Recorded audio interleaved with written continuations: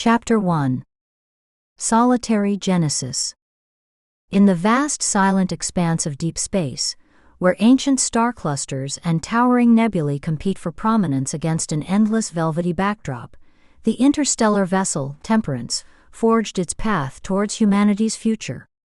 A colossal structure, stretching across 14 meticulously engineered levels, it carried within its metallic embrace the dreams and aspirations of numerous souls. Many of these, as VIP passengers, lay nestled in their cryo units, slumbering in suspended animation, blissfully unaware of the calamity about to unfold, their lives suspended in a fragile balance between hope and uncertainty as the ship glided silently through the cosmos. The command center of the Temperance was plunged into chaos. Red lights flashed with relentless urgency, their crimson glow painting grotesque elongated shadows across the walls and instrument panels of the vast open-plan control room. The eerie illumination transformed the once familiar space into an alien landscape, each console and screen now a potential harbinger of doom. In the midship gallery, confusion reigned supreme. Crew members ran in all directions, their paths illuminated by the pulsing red emergency lights. The constant whine of the alarm seemed to disorient them further, turning the usually orderly passageway into a maze of panic and disorder. Within the pod station 2 levels above, the scene was one of controlled chaos. The circular dome-shaped walls began to move, exhuming the survival pods from their resting places. Long hydraulic arms, hissing with pressurized air, lowered each pod with mechanical precision. The arms swung into action, positioning each pod against an escape hatch once it reached floor level and settled into a horizontal position. Meanwhile, in the medical clinic, a different drama was unfolding. Blue lights flashed, their cool hue a stark contrast to the red alert elsewhere on the ship.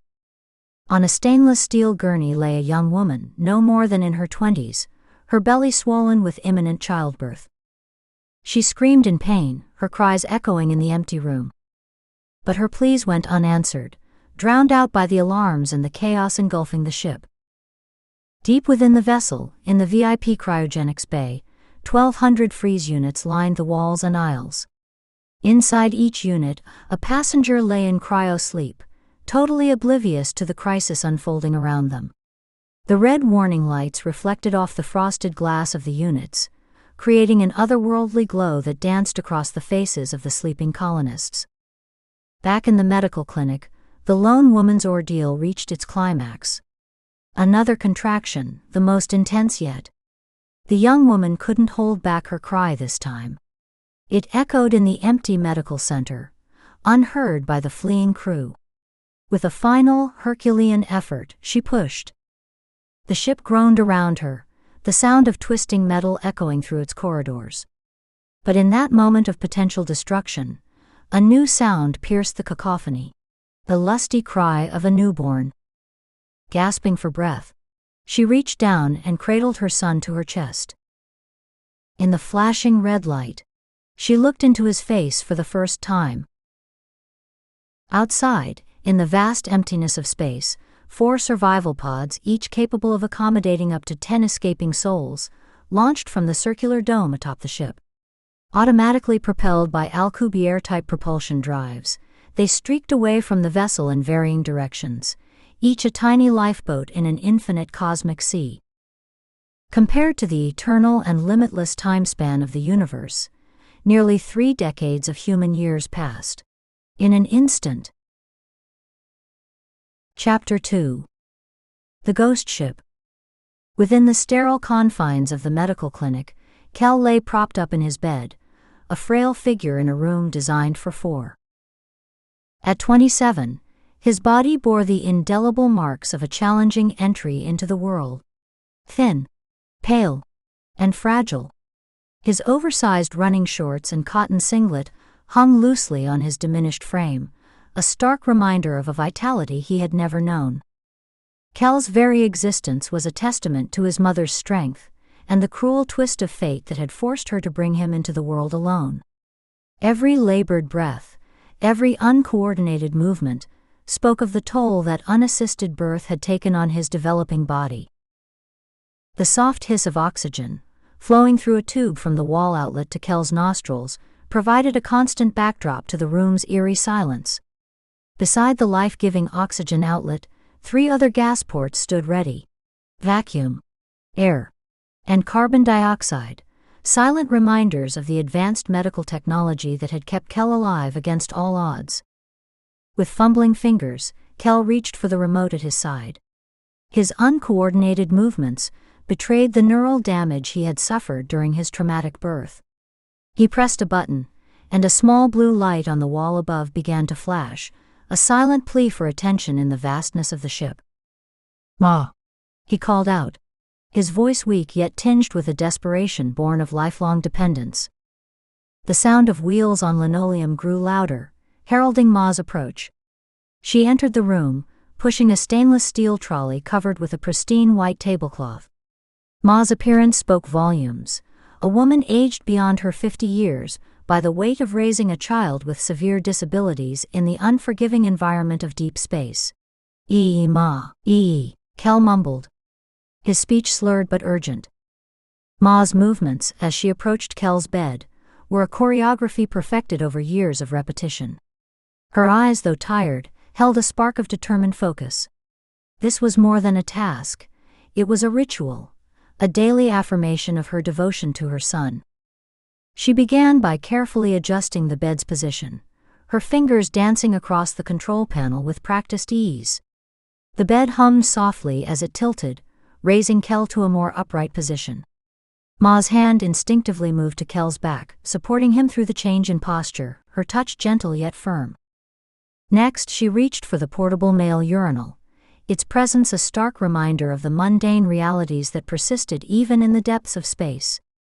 The plastic container felt cool in her hands, a sensation she had long since grown accustomed to. With methodical care, Ma pulled the bedsheet up to Kel's waist, preserving what little dignity she could in this most intimate of tasks. Her movements were slow, deliberate, giving Kel time to anticipate each step of the process. With a mother's intuition and a nurse's precision, Ma reached under the sheet with the urinal. Her hand moved with certainty, finding its target without hesitation. The rustle of the sheet and the soft clink of the plastic urinal were the only sounds in the room. Time seemed to stretch as Ma held the urinal in place. Her free hand rested lightly on Kel's shoulder, a comforting presence. She waited patiently, her breathing slow and steady, a calm counterpoint to Kel's more labored respirations. The silence in the room was profound, broken only by the soft hiss of the oxygen and the occasional electronic beep from the medical equipment. It was a silence born of long familiarity, of words unnecessary between mother and son. As Kel finished, Ma carefully removed the urinal, her movements slow and steady to avoid any spills. She crossed to the nearby sink, her steps measured and unhurried. The sound of liquid pouring into the sink, and then water running to rinse the urinal, filled the room momentarily. Ma thoroughly cleaned the urinal, her actions meticulous. She dried it carefully with a clean cloth, before returning it to its designated spot on the bench. Each motion was performed with the same attention to detail she had shown on the first day of this routine, and every day since. Returning to Kel's bedside, Ma adjusted his clothing and the bedsheets, smoothing out any wrinkles. Her hands lingered for a moment, straightening an already straight sheet. A brief expression of affection in the clinical environment. This routine, performed day after day, without fail, was more than just a necessary task. It was a testament to Ma's unwavering care, a daily renewal of the bond between mother and son. In the vast emptiness of space, in the confines of a ship designed for a crew long gone, this simple act of care was a reminder of their humanity, their connection, and their dependence on each other. As Ma completed the routine, her eyes met Kel's. In that moment, unspoken understanding passed between them, gratitude, love, and the shared burden of their unique existence aboard the Temperance. As Ma removed the tablecloth from the trolley, a large glass of brownish liquid was revealed. The sight of it hung in the air with unspoken significance. Ma's hands trembled almost imperceptibly as she handed the glass to Kel. A flicker of emotion crossing her face, guilt perhaps, or resignation. Kel took the glass in unsteady hands, his eagerness palpable as he began to gulp down the mysterious liquid. Ma gently steadied his head, tempering his desperation with maternal care. As Kel finished the last drops, Ma took the empty glass, her movements careful and deliberate. She rinsed it at the sink, her back to Kel, shoulders tense with an unseen burden. The glass clinked as she placed it back on the trolley, the sound echoing in the quiet room like a solemn bell. Ma covered the trolley with the white tablecloth, the simple act feeling almost ritualistic. She stood for a moment, inspecting the room with the critical eye of one accustomed to maintaining order in a world teetering on the edge of chaos. With a final glance at her son, Ma pushed the trolley out of the room, the soft rattle of its wheels fading into the distance. Left alone once more, Kel pressed the call button again. The blue light resumed its silent, plaintive flashing, a beacon of need in the vast, indifferent expanse of space. As the Temperance continued its solitary journey through the cosmos, the weight of untold secrets hung in the air. The brown liquid, more than mere sustenance, held within it a story yet to be revealed, a tale of survival, sacrifice, and the lengths to which a mother would go to keep her child alive, in the unforgiving void of space. Ma's solitary trek through the Temperance was a stark reminder of the ship's fall from grace. The rhythmic squeak of the trolley wheels echoed through the empty corridors, a lonesome sound in the vast silence of space. As she entered the midship gallery, the contrast between its intended grandeur and current state of decay was palpable.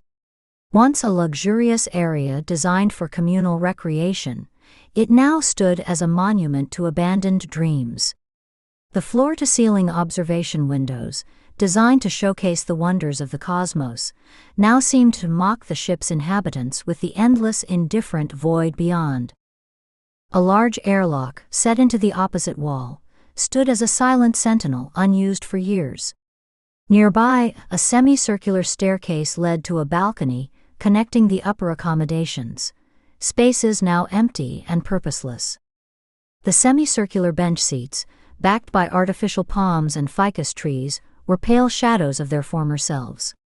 Dust lay thick upon their surfaces, the fake plants now pitiful and faded, their attempts at bringing life to the sterile environment of the ship now seeming almost cruel in their artificiality. Coffee tables stood bare, the phantoms of conversations long past hanging in the air around them. Bar tables, once alive with the clink of glasses and the murmur of voices, now stood in silent testimony to the life that once was. The bar itself, its chain-link shutters hanging askew and half-closed, seemed to sag under the weight of disuse and neglect. The linoleum floors, once gleaming and pristine, now bore the scars of Ma's daily journeys, dull, scuffed, and dirty. Overhead, a few lights blinked erratically, their feeble illumination a last gasp before joining their dark brethren.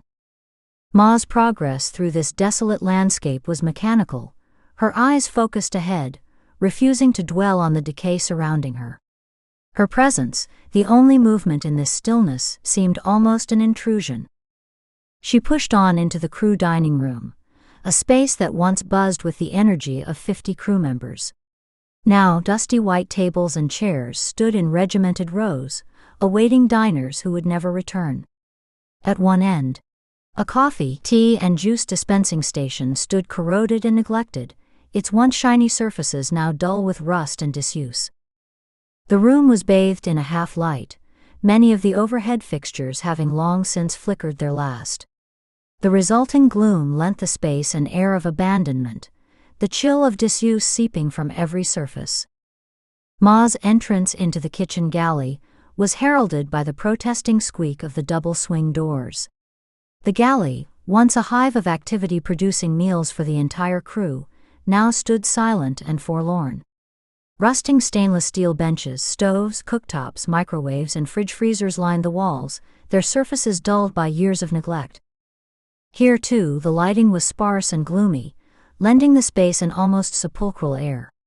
Ma's movements, as she went about her cleaning routine, seemed almost sacrilegious in the tomb-like quiet. She meticulously washed and dried the glass and blender beaker, her actions a stark contrast to the general decay around her. Draining the sink, Ma turned her attention to the rubbish bin beside her. Removing the bag from the bin, she tied it off and carried it to the disposal chute on the other side of the galley. As Ma replaced the rubbish bag, her movements were automatic, honed by years of repetition. In this vast ship, designed to carry hundreds, her small actions were the only signs of human life, a lone caretaker tending to the needs of her invalid son and maintaining some semblance of order in a world slowly succumbing to entropy. The Temperance, once a beacon of hope and human achievement, had become a desolate oubliette drifting through the cosmos. Its halls and rooms, designed for community and progress, now served only as a backdrop to Ma's solitary existence. In the face of this decay, her persistence stood as a testament to human resilience and a mother's love, enduring even as the world around her crumbled into dust and silence. In the vast midship gallery, silence reigned supreme. The space, once alive with the chatter and movement of the crew, now stood as a mausoleum to abandoned dreams. The emptiness was palpable, a physical presence that seemed to press against the walls and windows. Overhead, dying lights fought a losing battle against the encroaching darkness. They blinked erratically, each flicker a last gasp of electricity, a feeble protest against the inevitable. Their sporadic illumination cast eerie, shifting shadows across the room, creating a disorienting dance of light and dark. Beyond the observation windows, the universe sprawled in its infinite majesty. Stars twinkled in the frozen blackness, pinpricks of light in the vast cosmic ocean. Their cold, distant beauty served only to emphasize the loneliness of the ship's journey. These celestial beacons, once symbols of hope and exploration, now seemed to mock the vessel's solitary voyage with their unattainable brilliance. The command center, heart of the ship's operations, lay dormant. Instrument panels, designed to guide the Temperance through the cosmos, still clung to a semblance of life. Lights blinked across their surfaces in pre-programmed patterns, a ghost of their former purpose. The soft electronic hum that emanated from them was barely audible, a whisper in the overwhelming silence. Through the front viewport, light from a distant star pierced the gloom. Its yellowish rays cut through the hazy atmosphere of the control room, creating shafts of illumination that highlighted motes of dust floating lazily in the air. This celestial spotlight served to accentuate the abandonment of the space, revealing empty chairs and untouched controls. In the crew quarters corridor, Ma's solitary journey continued. Her shuffling footsteps echoed softly off the metal walls, the sound emphasizing the absence of all other life. The dimly lit passage stretched before her, a canyon of doors leading to empty rooms, each a testament to the absent crew. She stopped at door 38, her movements slow and deliberate. The soft beep of the electronic lock, as she entered her code, seemed loud in the oppressive quiet. As the door slid open with a soft hiss, it revealed her personal sanctuary within the vast, empty ship. Room 38, Ma's private quarters, was a study in utilitarian simplicity. The windowless space, half the size of a modest motel room, contained only the barest essentials for living. A single bed hugged one wall, its narrow frame a reminder of the limited crew space aboard the vessel. Beside it, a small bedside table stood as custodian of the few personal items Ma had allowed herself in this Spartan existence. Against another wall, a desk and chair waited, unused, next to the door of a compact bathroom. The built-in wardrobe on the third wall likely contained the few clothes Ma needed for her daily routines. The room's design spoke volumes about employee life aboard the Temperance, functional, confined, and devoid of luxury. But therein, crew accommodations were envisaged to be utilized for a short time only, as they prepared the ship for its long journey prior to joining their VIP passengers in cryogenic hibernation. Ma crossed to her bed, with the weariness of one carrying a great burden. As she lay down and switched off the overhead lamp, darkness enveloped her. In the pitch black of her room, with her eyes closed, Ma could almost imagine she was somewhere else, anywhere else, rather than adrift in the cosmic void. Outside, the Temperance continued its solitary journey through space. The massive vessel, once a triumph of human engineering and a symbol of hope, now drifted silent and largely lifeless through the star-studded blackness. Its movement was imperceptible, a slow glide through the emptiness, its purpose now as mysterious as the depths of space it traversed. From a distance, the ship might have appeared serene, a man-made island of technology floating in the cosmic void. But within its metal skin, the reality was one of isolation and abandonment. The Temperance had become a ghost ship, its corridors and rooms echoing with the absence of the crew and passengers it was designed to carry. In all the vastness of space, in all the enormity of the ship, only two hearts still beat. Ma and her son Kel, bound together by circumstance and love, alone in the unforgiving void. The Temperance sailed on, a silent custodian, carrying its precious cargo of two souls, continuing a journey whose purpose had long since been forgotten. By all but them. Chapter 3. The Daily Ritual. The persistent flashing of the blue light greeted Ma as she entered the medical clinic. Its rhythmic pulsing seemed to mock the grim task that lay ahead. As soon as she crossed the threshold, a foul odor assaulted her nostrils, causing her to instinctively cover her nose. The acrid smell of human feces hung heavy in the air, a pungent reminder of the challenges she faced daily. Ma's eyes found Kel's sleeping form on the bed. For a moment, she allowed herself to see him as he might have been, a young man in the prime of his life. But reality quickly reasserted itself as she approached the bed, steeling herself for what she knew she would find. With a practiced motion, Ma pulled back the top sheet. The sight that greeted her was all too familiar, yet no less distressing. Kel had defecated in the bed, the mess stark against the white sheets. Ma's face remained impassive, years of dealing with such situations having dulled her outward reactions, but a flicker of sadness passed through her eyes. Moving with purpose, she crossed the room to retrieve the wheelchair that sat against the wall. The squeak of its wheels seemed unnaturally loud in the quiet room as she positioned it next to the bed, locking it in place with a soft click. The noise roused Kel from his slumber. Ma's eyes scanned the bed for the remote control, a crucial tool in their daily routine. Not finding it, her gaze swept the floor, spotting it beneath the bed. As she bent to retrieve it, her back protested, a reminder of the physical toll this life had taken on her. With the remote in hand, Ma silenced the insistent blue light. Kel was now fully awake, his eyes finding Ma's face. "Ooh, Ma, ooh." Kel's voice was childlike, at odds with his adult body. Ma's movements were gentle but efficient as she removed the oxygen tubes from Kel's nose. She then pulled the soiled top sheet off completely, balling it up and tossing it to the floor with a soft thud. Kel lay exposed, clad only in loose-fitting shorts and a flimsy singlet. The sight of her grown son's body, wasted by illness and inactivity, never failed to tug at Ma's heart. Kel giggled, the sound incongruously cheerful in the somber atmosphere. With strength born of necessity, Ma maneuvered Kel's legs off the side of the bed. His limbs were thin, almost frail, a stark testament to years of confinement. Holding him around the waist, she helped him to his feet. Kel's legs trembled, unaccustomed to bearing his weight. Ma guided him the short distance to the wheelchair, settling him into it with practiced ease. Returning to the bed, Ma stripped off the bottom sheet, adding it to the pile of soiled linens on the floor.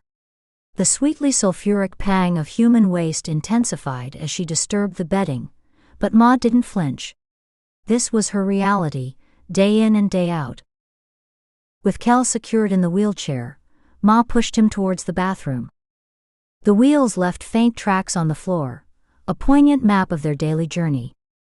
As they entered the bathroom, the harsh lighting emphasized the clinical nature of the space. Ma guided the wheelchair directly into the shower stall, the metal frame scraping slightly against the tiles. She reached for the shower controls, and water began to cascade down, quickly soaking Kel's clothes. Kel giggled again, finding joy in the sensation of water where others might feel discomfort. Ma's hands moved swiftly, removing Kel's sodden shorts and singlet. She tossed them onto the bathroom floor with a wet slap. Now naked in the wheelchair, water streaming over his body, Kel looked simultaneously vulnerable and at peace. Ma reached for the soap, preparing to wash away the evidence of the night's mishap. Her movements were methodical, born of years of repetition, yet tinged with a gentleness that spoke of deep, abiding love. As she bathed her adult son, Ma's face remained a mask of concentration. But behind that mask, a whirlpool of emotions churned: love, dedication, exhaustion, and an indomitable will to carry on. In this moment, in this sterile bathroom, light years from Earth, a profound human drama played out. A mother's unwavering care in the face of unimaginable challenges. The water continued to fall, washing away the night's indignities, but unable to cleanse the deeper realities of their isolated existence. Ma and Kel, bound together by biology and circumstance, continued their daily ritual, a testament to human resilience in the vast, unforgiving expanse of space. Ma's solitary figure, burdened with a heavy plastic rubbish bag, moved through the desolate space of the midship gallery like a specter haunting the remnants of a forgotten world. Her footsteps echoed softly as she navigated past the semicircular bench seats. These seats, designed for communal gatherings, now sat empty and forlorn, their cushions faded and dusty from years of disuse. The artificial plants behind them, once vibrant attempts at bringing life to the sterile environment of space, now drooped lifelessly, their plastic leaves dulled by time and neglect. Ma's path took her past the coffee tables, their surfaces bare and slightly warped, silent testaments to conversations long silenced. The empty bar and surrounding tables stood as a cruel reminder of celebrations never to be held again, their clean lines now marred by a thick layer of undisturbed dust. As she moved, Ma's reflection appeared intermittently in the vast observation windows. The sight was jarring, a lone figure slightly stooped under her burden, set against the backdrop of gleaming metal and faded luxury. Beyond her reflection, the infinite blackness of space stretched out, dotted with distant, uncaring stars. The contrast between the vastness outside and the emptiness within was stark and unsettling. Ma's journey ended at the kitchen galley, a space that once buzzed with activity but now stood silent and neglected. The disposal chute door opened with ease, given years of regular use. Ma pushed the rubbish bag into the chute, her movements automatic, a routine performed countless times before. But this time, something was different. The bag refused to disappear into the chute's depths, stubbornly remaining half visible. Ma pushed harder, her brow furrowing with effort, but the bag moved only slightly before stopping again. Frustration flickered across Ma's face as she pulled the bag back out. Peering into the chute, she was met with an unsettling sight. A column of old rubbish bags filled the chute almost to the brim, a physical manifestation of time's passage and the accumulation of waste from two solitary lives. Ma's eyes scanned the galley, searching for a solution. Her gaze settled on the walk-in pantry, and she moved towards it with purpose, flicking on the light as she entered. The pantry, once a treasure trove of supplies, now stood as a sad reminder of plenty long past. Metal shelving dominated the space, mostly bare save for the detritus of torn packaging, scattered rice grains, flour dust and crumbs. A few unopened cans of instant coffee sat on a bottom shelf, a cruel reminder of communal gatherings never to be had again. Beside them, A lone carton of methylated spirits hinted at more practical, possibly medicinal uses. Ma's eyes roved over the shelves, past the boxes of paper serviettes and plastic glasses, relics of a time when such items were needed in quantity. Her search ended when she spotted a small cupboard in the corner. Opening it revealed a mop, bucket, and broom, tools of her solitary maintenance of this vast empty ship. Selecting the broom, Ma returned to the disposal chute. With determined movements, she attempted to use the broom handle to push the accumulated waste further down the chute. The metal handle scraped against the chute's sides, the sound harsh and grating in the silent galley. But despite her efforts, the mass of rubbish bags remained stubbornly in place, unyielding to her attempts. Ma paused, leaning on the broom, her face a mask of concentration. The blocked chute represented more than just a practical problem. It was a stark reminder of the unsustainability of their situation, a physical manifestation of the challenges that grew with each passing day. For a moment Ma stood still, the weight of her isolation pressing down on her. Then, with a barely perceptible straightening of her shoulders, she turned on her heel and exited the galley. Her determined stride spoke of a woman not yet ready to admit defeat, even in the face of mounting odds. As Ma's footsteps faded, the galley returned to its eerie silence.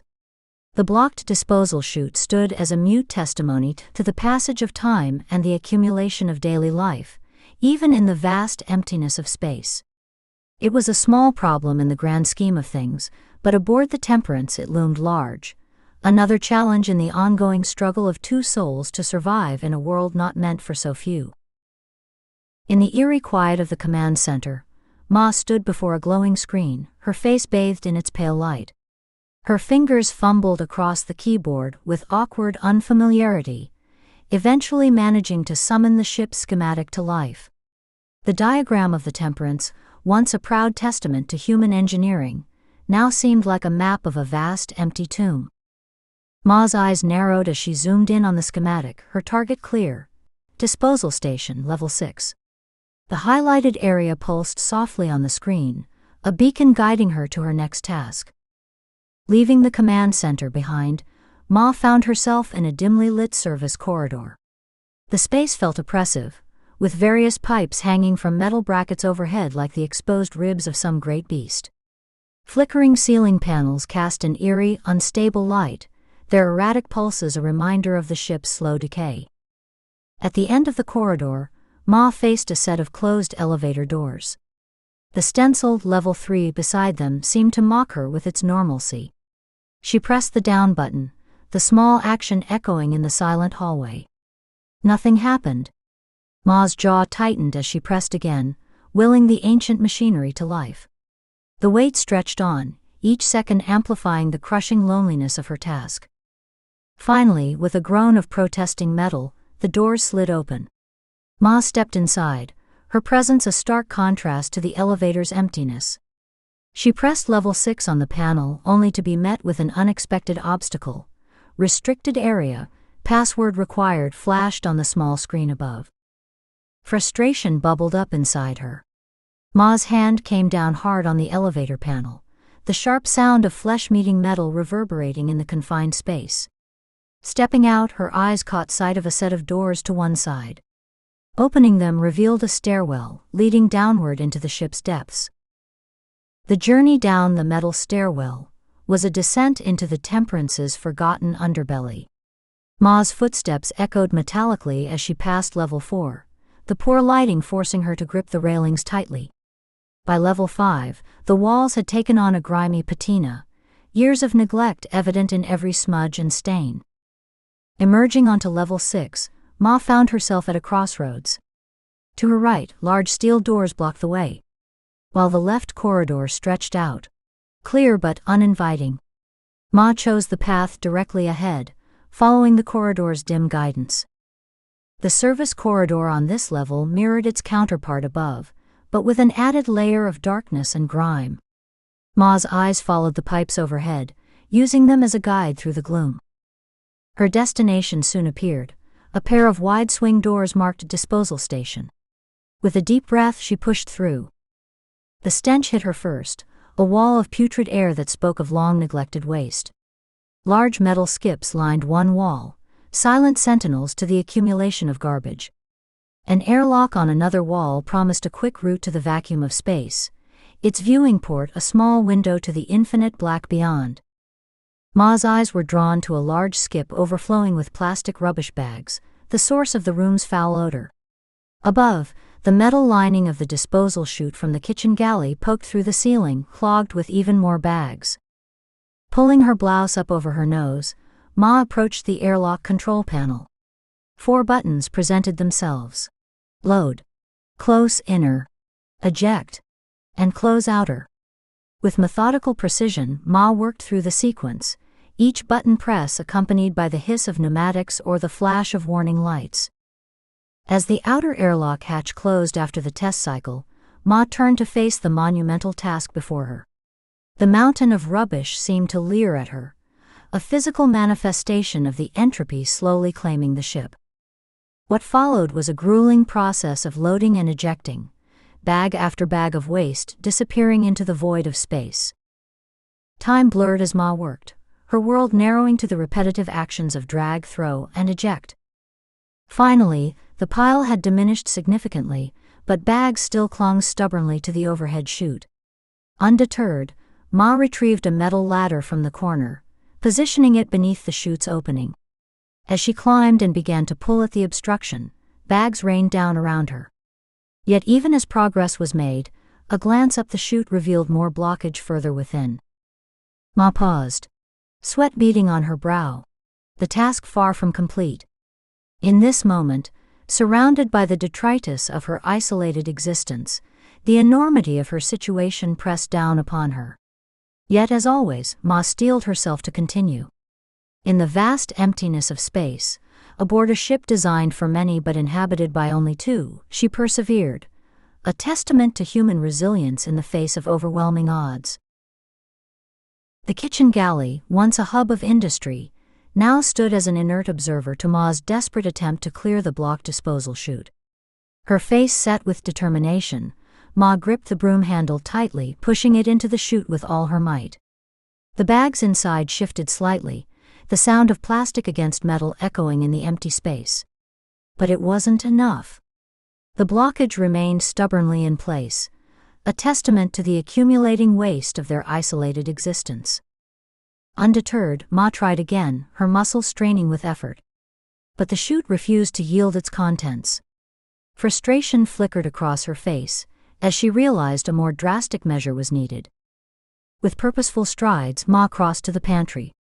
The room, still bearing the ghostly remnants of its former abundance, seemed to watch her as she moved down the line of mostly empty shelves. Her eyes locked onto her target, a carton of methylated spirits. She retrieved 2 bottles, their weight a grim reminder of the desperate plan forming in her mind. Returning to the galley, Ma's hand closed around a chef's gas torch resting on a nearby bench. The tool, once used for culinary artistry, was about to be repurposed for a far more dangerous task. At the disposal chute, Ma unscrewed the first bottle of methylated spirits. The sharp chemical smell filled the air as she poured it into the chute, followed quickly by the second bottle. She paused, allowing the liquid time to run down the inside of the chute, coating the obstruction within. With steady hands belying the risk of her actions, Ma turned on the gas torch. The long blue flame sprung to life, its heat palpable even from a distance. She adjusted the valve, extending the flame to its maximum length. Taking a deep breath, Ma aimed the torch at the chute opening. For a split second, time seemed to stand still. Then, with a deafening roar, an almighty fireball erupted from the chute. The force of the explosion threw Ma backwards, her body sailing through the air before crashing to the floor several meters away. Flames and thick, acrid smoke poured from the chute opening, quickly filling the galley. Above, a smoke alarm began its shrill, insistent wailing. Stunned and disoriented, Ma pulled herself to her feet, her ears ringing from the blast. Stumbling across the room, she reached for the fire extinguisher mounted on the wall. The weight of it in her hands grounded her, bringing a moment of clarity amidst the chaos. Ma rushed back to the chute, pulled the safety ring, and aimed the nozzle at the flames. A stream of white foam shot out, momentarily beating back the fire. But as soon as the extinguisher stopped, the flames roared back to life. Ma tried again, holding the nozzle down longer this time, but it was a losing battle. The smoke was thickening rapidly, filling the room with its choking presence. Coughing and spluttering, Ma found herself unable to draw a proper breath. The extinguisher slipped from her grasp as she dropped to her hands and knees, desperately seeking cleaner air near the floor. But the smoke had already reached ground level, surrounding her in a suffocating haze. Blinded by the smoke, Ma began to crawl, her hands feeling out the path ahead. She moved slowly, painfully, each inch a struggle against the overwhelming urge to panic. Finally, her hands met a set of swing doors. With the last of her strength, she pushed through. Ma found herself lying on carpet, the texture a stark contrast to the galley's linoleum. She gasped for air, her lungs burning as they finally found cleaner oxygen. As her vision cleared, she looked up to find herself in an enormous, elegant room. The passenger dining room stretched out before her, a ghostly reminder of the ship's original purpose. Many chandeliers hung above round dining tables, each big enough to seat 12 people. 100 such tables were arranged strategically around the room, waiting for guests who would never arrive. But Ma's moment of wonder was short-lived. Fingers of smoke began to snake around the swing doors, invading this untouched space. Another smoke alarm sprang to life, its piercing cry joining the cacophony from the galley. Stumbling to her feet, Ma made her way out of the dining room, using tables and chairs for support. She closed the door behind her, a futile attempt to contain the spreading smoke. Later, in the sanctuary of her bathroom, Ma stood under the hot shower, letting the water wash away the grime and filth of her ordeal. The steam rose around her, a gentler echo of the smoke she had escaped. She stood silent and alone, the water cascading over her body, carrying with it the physical remnants of the day, but unable to wash away the weight of her isolation. Outside, in the vast emptiness of space, the Temperance continued its slow, silent journey across the endless black sky. The ship, oblivious to the drama that had unfolded within its hull, maintained its course through the vacuum of endless night. Within the command center, life continued its automatic rhythms. Empty crew chairs and unmanned control benches stood abandoned, half-lit instrument panels blinking their unheeded messages into the void. The yellowish rays of a distant star pierced the hazy atmosphere, casting long shadows across the deserted space. Amidst this tableau of abandonment, a single screen flickered with an urgent message. Auto reboot unsuccessful. Retry startup protocol, ref 022960. The warning, like so many others aboard the Temperance, went unnoticed and unheeded, a digital cry in the vast silence of space. Chapter 4. Sustenance. In the depths of the Temperance, the medical clinic lay in near darkness, illuminated only by the small lamp above Kel's bed. The soft glow cast long shadows across the room, giving it an almost ethereal quality. Kel lay still, his chest rising and falling in the steady rhythm of sleep, the oxygen tubes in his nose a stark reminder of his fragile health. The silence was broken by the familiar sound of wheels on linoleum, Ma's kitchen trolley making its way down the corridor outside. The noise grew louder, a harbinger of the daily routine that governed their isolated existence. Ma pushed the trolley into the room, her hand instinctively finding the light switch.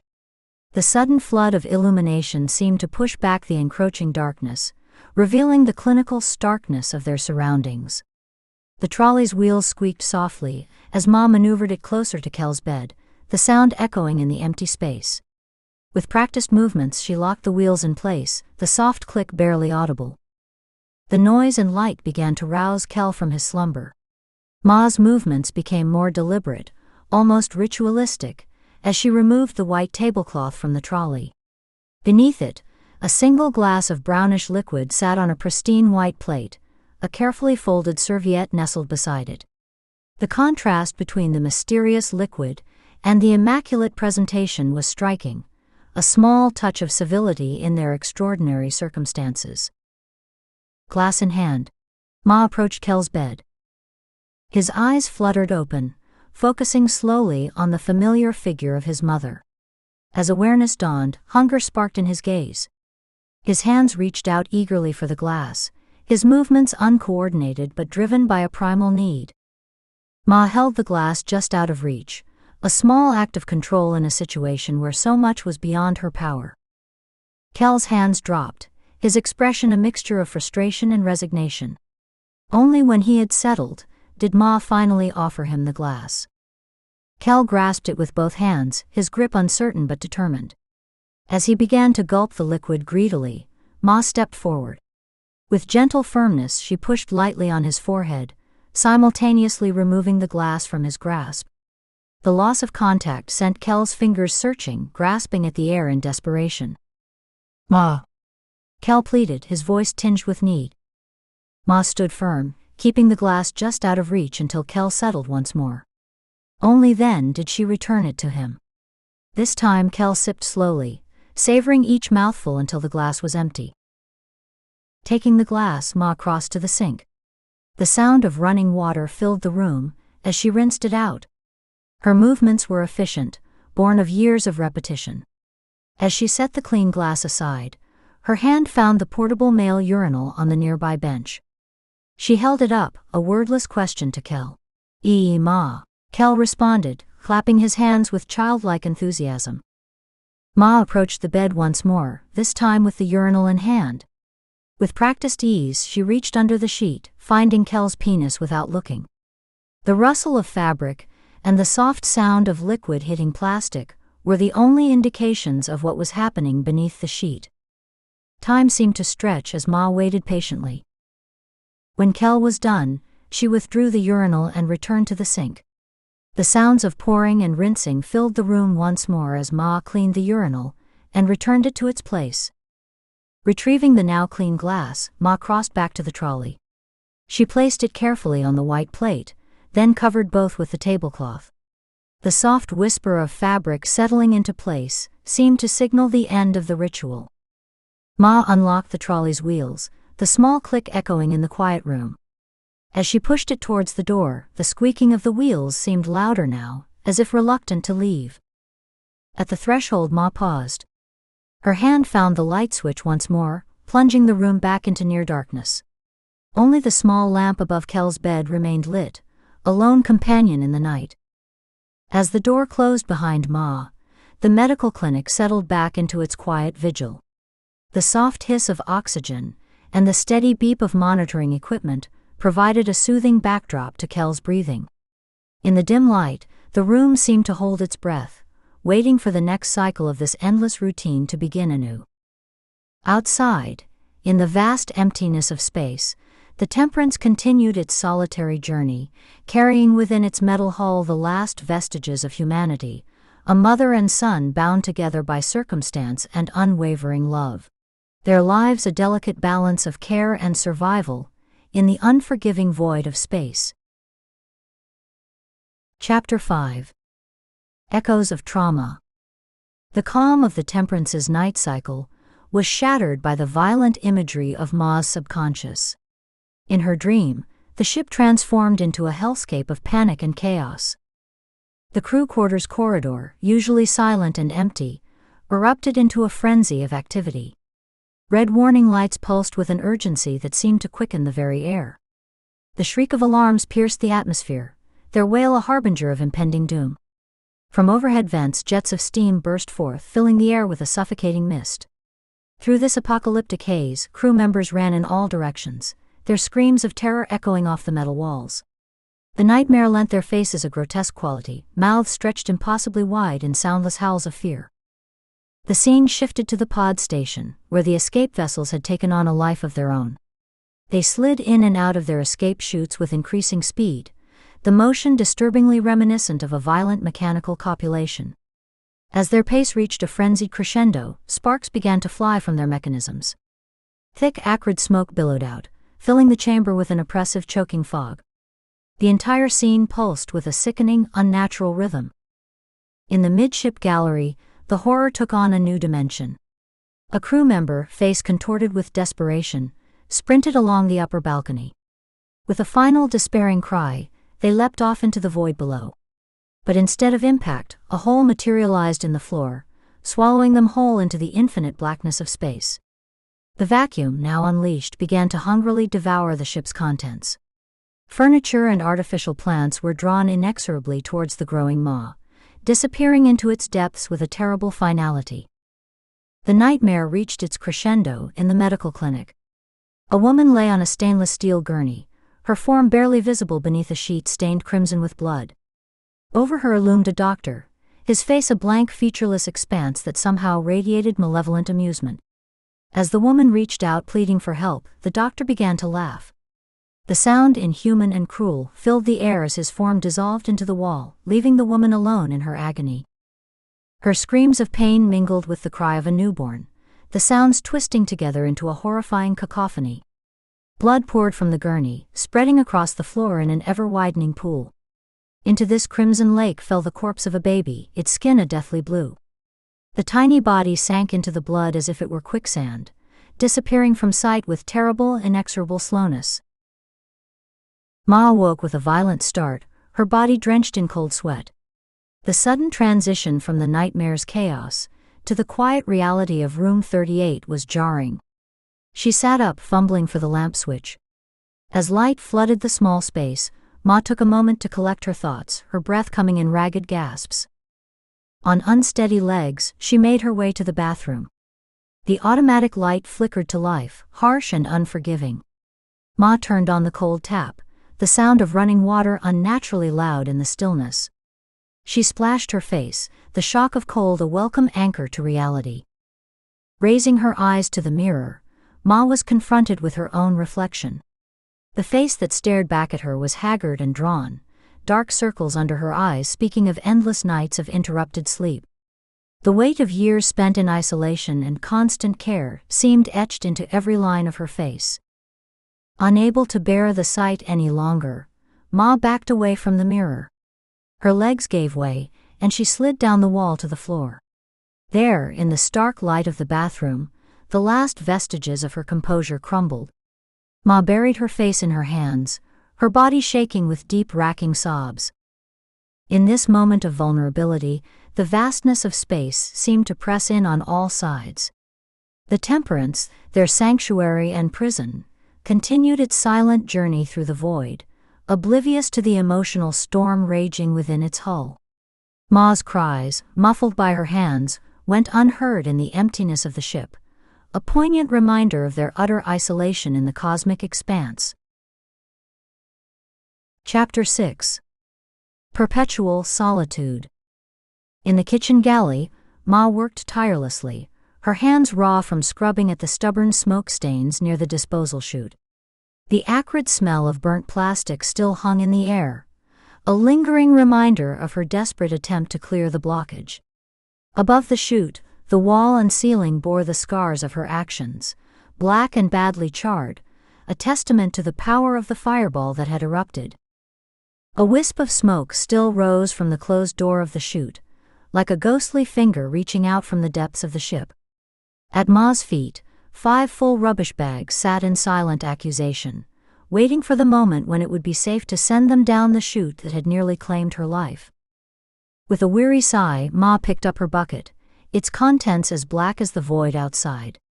She carried it to the sink, the sloshing of the filthy water the only sound in the empty galley. As she emptied it down the drain, the liquid seemed to carry with it a piece of her resolve. She rinsed the bucket thoroughly before pushing it under the sink with her foot, a small act of order in the chaos of her existence. The scrubbing cloth, now more black than its original color, found its final resting place in the rubbish bin.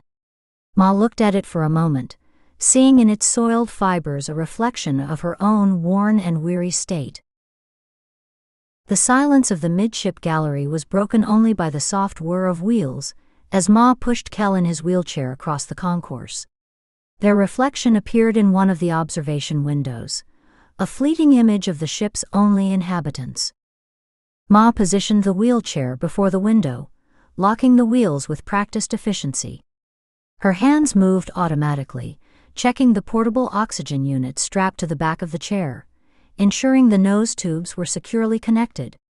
Satisfied that Kel was safe and comfortable, she stepped away, leaving him to his solitary vigil. Kel, dressed in oversized shorts and a singlet that emphasized his frail frame, giggled to himself as he gazed out at the view. But there was nothing to see, just an endless expanse of blackness punctuated by distant twinkling stars. His laughter, childlike and innocent, echoed in the empty gallery, a poignant counterpoint to the vastness of space beyond. Crossing into the command center, Ma moved with purpose towards a control bench near the door. She sat in the crew seat, the action so familiar yet now tinged with a sense of trespass. Her fingers danced across the keyboard, bringing a monitor to life. She navigated through menus with the ease of long practice. Public archive. Crew. Social. As a video file opened, the changing light played across Ma's face, momentarily transforming her features. The scene that unfolded on the screen was a stark contrast to the silent ship around her. The crew dining room, vibrant with life and celebration. Colorful streamers hung from the ceiling, and the air was filled with laughter and conversation. The video, slightly out of focus and poorly framed, captured the essence of a happier time. A birthday cake, candles blazing, was carried in by the chef, surrounded by a sea of smiling faces. At the center of it all was Maria, Ma, as she once was, young and radiant at 23. Her face beamed with joy as she bent to blow out the candles, the crew's rendition of Happy Birthday surrounding her like a warm embrace. When one candle remained lit, playful jeers encouraged her to try again. Then came Tim, handsome and confident, pushing into frame to wrap his arms around Maria. Their kiss, passionate and full of promise, froze on the screen. Ma rewound the footage, pausing on this moment of frozen bliss, a reminder of a life long lost.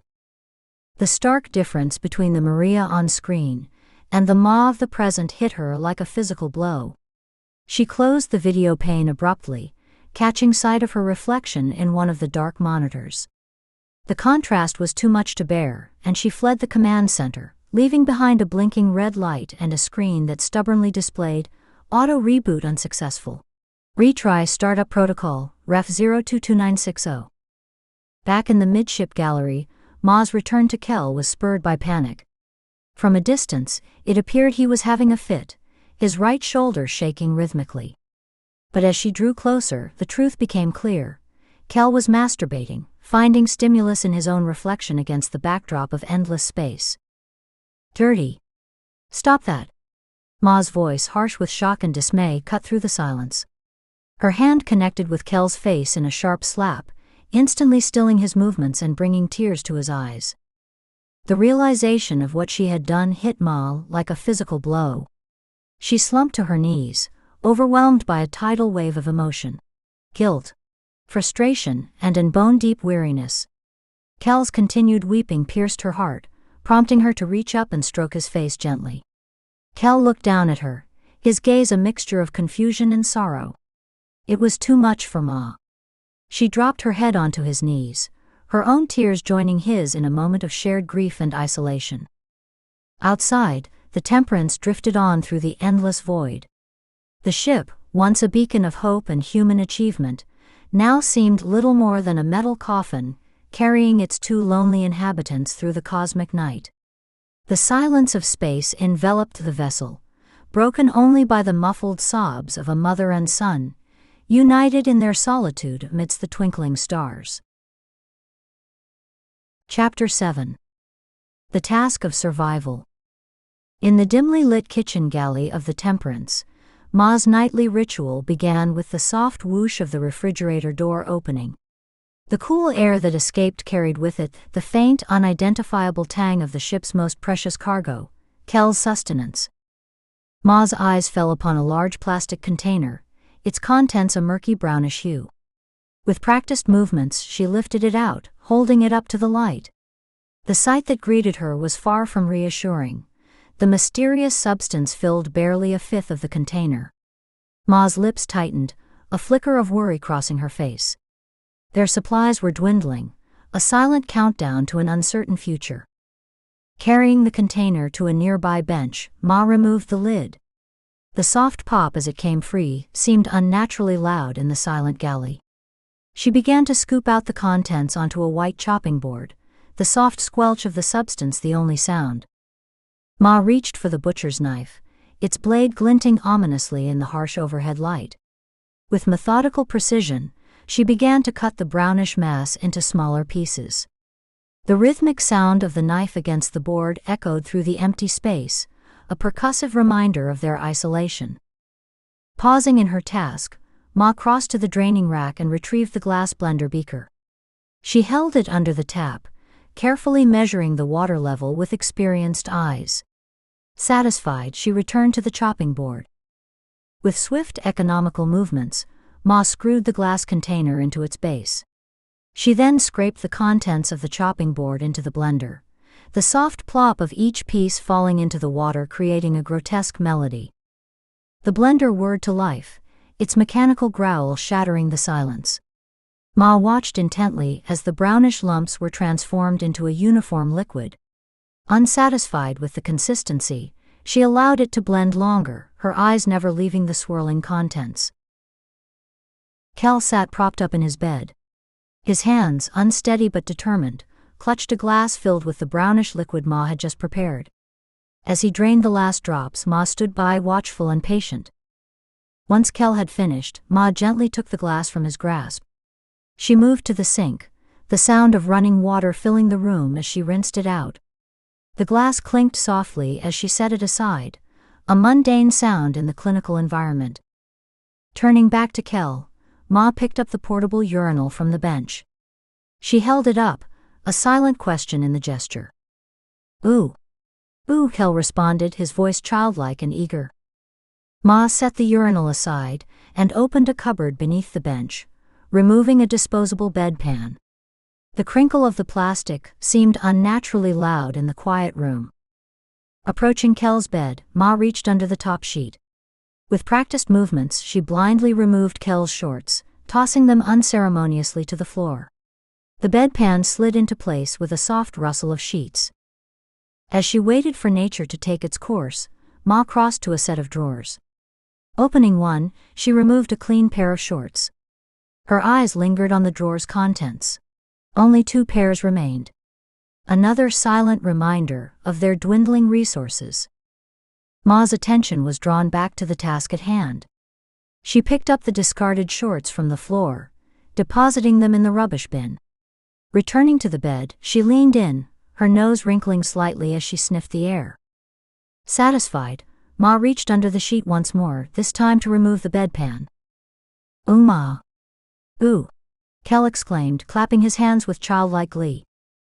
Ma carried the bedpan to the bathroom, the sound of the flushing toilet soon following. When she emerged, the empty bedpan joined the soiled shorts in the rubbish bin. Returning to Kel's bedside, Ma picked up the clean shorts.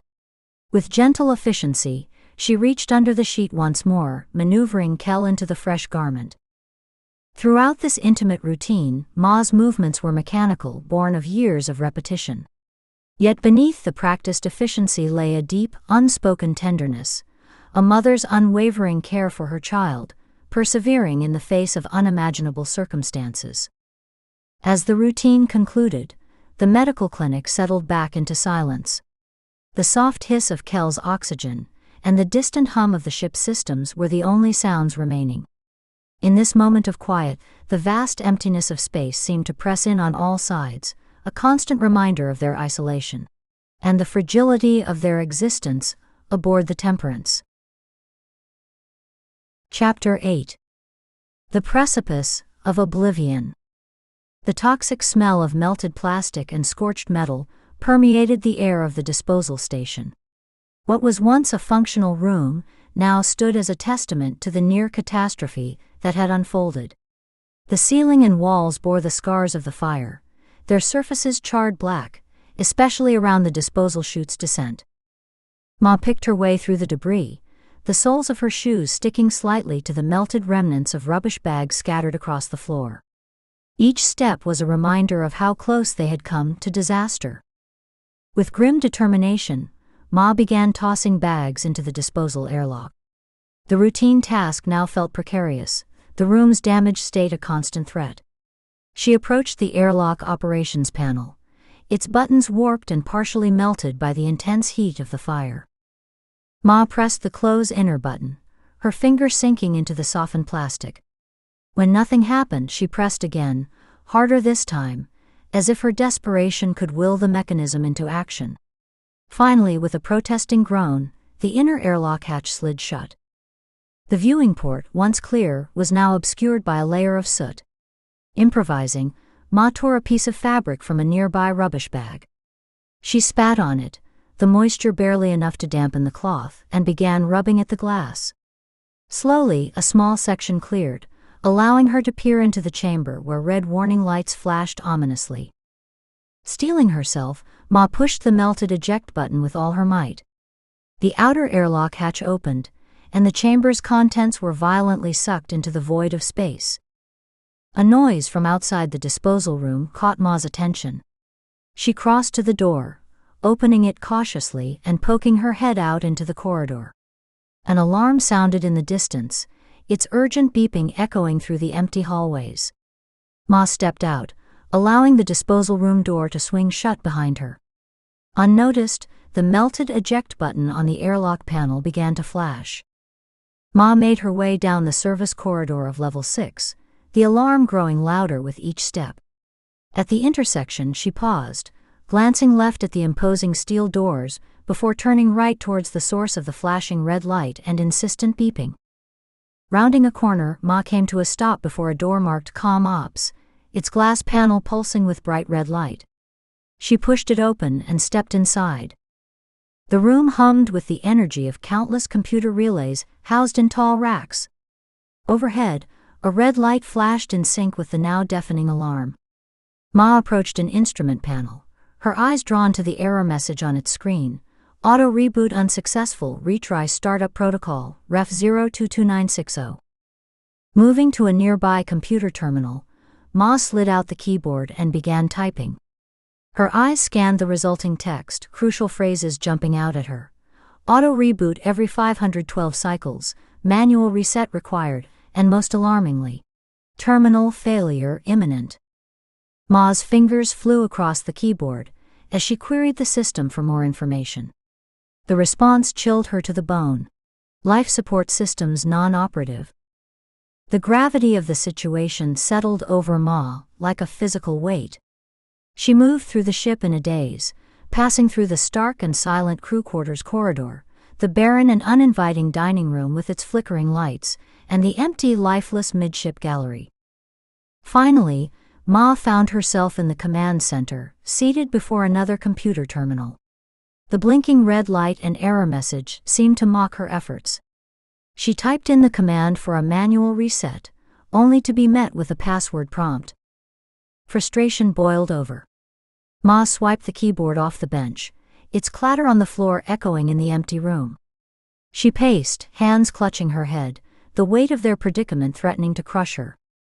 With renewed determination, Ma retrieved the keyboard and tried again. Password after password was denied, each failure another blow to her dwindling hope. Fuck. The expletive burst from her lips, a rare display of raw emotion in the face of their dire circumstances. As the system continued to deny her access, the reality of their situation became painfully clear. The Temperance, their sanctuary and prison, was teetering on the brink of catastrophic failure. Without access to the ship's systems, Ma and Kel's tenuous existence in the vast emptiness of space was more precarious than ever. The command center fell silent, save for the soft beeping of the error message and Ma's ragged breathing. In this moment of crisis, the vastness of space seemed to press in on all sides, a constant reminder of the thin line between survival and oblivion that Ma and Kel walked every day aboard the Temperance. The crew quarters corridor stretched out before Ma, a spectral onlooker to the absence of life aboard the Temperance. The stark metal walls, once witness to the bustle of 50 crew members, now echoed only with the sound of Ma's determined footsteps. In her hand, Ma clutched a large metal meat tenderizer. The tool, designed for culinary purposes, now served as an instrument of desperate necessity. Its weight felt unfamiliar in her hand, a tangible reminder of how far she had strayed from the ship's original mission. Ma came to a stop outside Room 1. Her eyes fixed on the nameplate below the number, Commander Jeff Phelps. For a moment she hesitated, the weight of what she was about to do pressing down on her. But the urgency of their situation spurred her on. With a deep breath, Ma raised the tenderizer high above her head. The fluorescent lights glinted off its metal surface as she brought it down with all her might onto the electronic door lock. The clang of metal on metal reverberated through the empty corridor, a jarring intrusion in the ship's perpetual silence. Undeterred by the lack of immediate results, Ma struck again and again. Each blow was fueled by a mixture of desperation and determination. Sweat beaded on her brow, and her arms ached with the effort, but she persevered. Finally, with a shower of sparks and a groan of protesting metal, the lock fused. The door parted slightly from the door jamb, just enough for Ma to wedge her fingers into the gap. With a grunt of effort, she slid the door fully open, the screech of metal on metal painfully loud in the silent ship. Ma stood for a moment on the threshold, staring into the personal space of a man long gone. Then, steeling herself, she stepped inside, leaving behind the empty corridor and the echoes of her forceful entry. Chapter 9. Perseverance. Hunched over a control bench in the command center, Ma opened Commander Phelps' personal diary, its pages yellowed with age. Scattered around it were other notebooks, each potentially holding the key to unlocking the ship's systems. Ma's eyes scanned the pages of the diary rapidly, searching for any word or phrase that might serve as the elusive password. Each time she came across a likely candidate, her fingers flew to the keyboard, hope rising in her chest. But with each attempt, the screen remained stubbornly unhelpful. Password denied. The words seemed to mock her efforts, a digital gatekeeper barring her from the ship's vital systems. Ma's frustration grew with each failure. She turned another page, her movements becoming more frantic. Another word caught her eye, and she typed it in with trembling fingers. Again, the system rejected her attempt.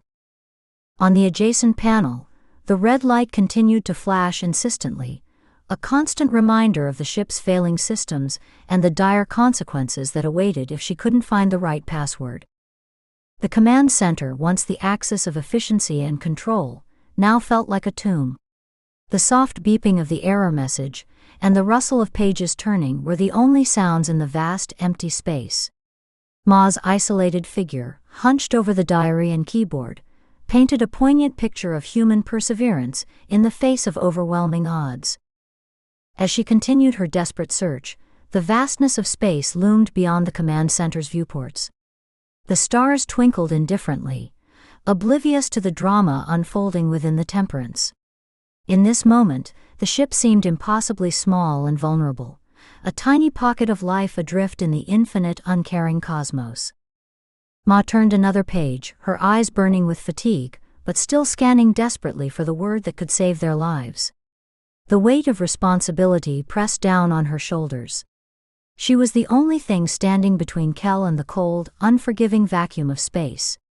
Failure was not an option. With renewed determination, Ma focused on the diary before her. Somewhere in these pages, in the personal thoughts of a long-gone commander, lay the key to their survival. She just had to find it before time ran out. In the sterile confines of the medical clinic, Kel lay half propped up in his bed, his frail form a stark contrast to the clinical efficiency of his surroundings. The soft hiss of oxygen flowing through the tubes in his nostrils provided a constant, soothing backdrop to the room's eerie silence. The tubes snaked across his cheeks, a lifeline tethering him to the wall-mounted oxygen supply. Kel's eyes, often unfocused and distant, now fixed upon the remote control resting on the edge of his bed. His hand, thin and unsteady, reached out for it. In a cruel twist of fate, his fingers, lacking the coordination he so desperately needed, knocked against the remote instead of grasping it. The device clattered to the floor, the sound unnaturally loud in the quiet room. A look of frustration crossed Kel's face, his brow furrowing with determination. He shifted his weight, leaning to one side of the bed. The mattress creaked softly under his movement, the sound a reminder of the countless hours he had spent confined to this space. Stretching his arm out, Kel reached towards the floor, his fingers grasping at air just inches above the fallen remote. As the remote remained stubbornly out of reach, Kel's frustration grew. His breathing became more labored, the oxygen tubes in his nose flaring slightly with each agitated breath. He made a small sound of discontent, a wordless expression of his mounting aggravation. Undeterred, Kel tried again. He leaned further out, the upper half of his body now hanging precariously over the edge of the bed.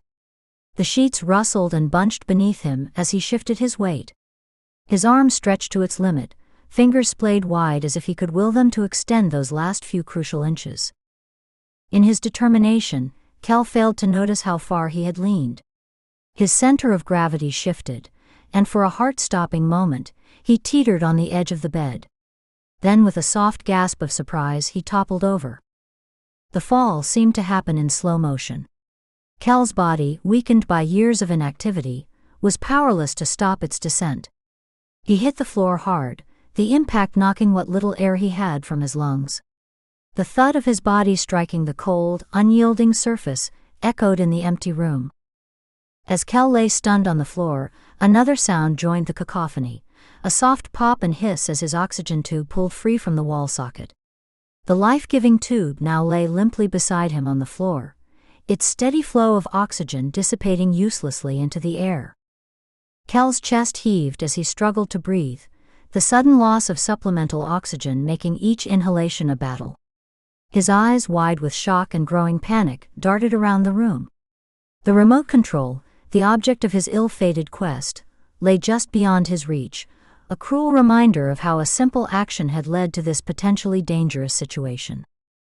The medical clinic, usually a place of routine and safety, had in an instant become the scene of a life-threatening crisis. The monitors above Kel's empty bed beeped insistently, registering the absence of their patient. But in the vast, empty expanse of the Temperance, there was no one to hear their warning. Kel lay alone on the cold floor, gasping for breath, waiting for a rescue that might not come in time. The sterile lights overhead cast harsh shadows across Kel's prone form, highlighting the vulnerability of his situation. In this moment, the true precariousness of his and Ma's existence aboard the Temperance was starkly revealed. A simple fall, a dislodged oxygen tube. In the unforgiving environment of space, these small incidents could quickly escalate into matters of life and death. As Kel struggled on the floor, each labored breath a reminder of his fragility, the vastness of space loomed beyond the clinic's walls. The Temperance continued its silent journey through the cosmos, oblivious to the drama unfolding within its hull, carrying its two vulnerable inhabitants ever onward into the unknown. Ma sat at the control panel, her face illuminated by the harsh glow of the computer screen. One of the commander's notebooks lay open before her, the ink faded but still legible. Her eyes, red-rimmed from hours of intense focus, scanned the entries with desperate speed. Another word caught her attention. With trembling fingers, she typed it into the system. The response was immediate and crushing: password denied. Ma's shoulders sagged, but only for a moment. She pressed on, flipping to the next page, searching for any clue that might unlock the ship's systems. As she turned to another entry, a word leapt out at her. Hope flaring in her chest, Ma entered it into the computer. Again, the system rejected her attempt. The constant denials were wearing on her, each one a blow to her dwindling optimism. Frustration mounting, Ma reached for another of the nearby notebooks. Its cover was worn, the spine cracked from years of use. She rifled through the pages, the sound of paper rustling unnaturally loud in the empty room. As she flipped the notebook open, her eye caught on something scribbled in the margin of the inner cover. An address. 13. Grove Lane. A spark of inspiration hit her. Ma's fingers flew across the keyboard, entering the text. The system paused for a moment, then flashed its now familiar response, "Password denied." Undeterred, Ma tried again, this time entering 13 Lane Grove. Again, the system rejected her attempt. Her mind racing, Ma tried variations. 13 Grove was met with another denial. She took a deep breath, steeling herself for what felt like a last-ditch effort. With deliberate keystrokes, she entered Grove 13. For a moment, nothing happened. Then the screen changed. "Password accepted" flashed across the monitor, the words a beacon of hope in their dire situation. A menu appeared on the screen, presenting a list of options. Ma's eyes darted down the list until she found what she was looking for: Operation Reset. Her hand shook slightly as she guided the cursor and clicked. Another screen opened, offering Operation Manual Reboot. Without hesitation, Ma selected it. The screen transformed, displaying a progress bar as the operation commenced. Ma watched, barely breathing, as the indicator moved swiftly along its timeline. It paused briefly near the end, each second feeling like an eternity before the process completed. The words "Initiating Reboot" appeared on the screen, and suddenly darkness engulfed the command center. The abrupt loss of power was total and absolute. Every workstation went black, every instrument panel dark. The overhead lights blinked out, plunging the room into an eerie twilight. The only illumination came from a distant star, its yellow fingers of light reaching into the room like ghostly apparitions. Ma held her breath, the sudden silence pressing in on her. Seconds ticked by, each one stretching into what felt like hours. The darkness persisted, unyielding. Panic began to rise in Ma's chest. Had she made a terrible mistake? In desperation, she began flicking switches on the panels before her. The lack of response was deafening. Ma's hand came down hard on the side of the computer terminal, the dull thud echoing in the darkened room. Still nothing happened. Just as despair threatened to overwhelm her, a soft click broke the silence. It was followed by a whir, then a loud hum that seemed to emanate from the very bones of the ship. Suddenly lights began to blink on, consoles flickering to life one by one. The command center gradually illuminated, chasing away the oppressive darkness. The screen before Ma came back to life, displaying the words she had been praying to see: "Reboot successful." The tension that had been holding Ma upright suddenly left her body. She fell back into her chair, the impact forcing air from her lungs in a rush. For a moment she simply sat there, her chest heaving as she drew in deep, shuddering breaths. As the reality of her success sank in, Ma's eyes roamed the now functioning command center. Lights blinked. Screens displayed data, and the soft hum of machinery filled the air. The Temperance, their lifeline in the vast emptiness of space, was alive once more. In this moment of triumph, the weight of their isolation seemed to lift slightly.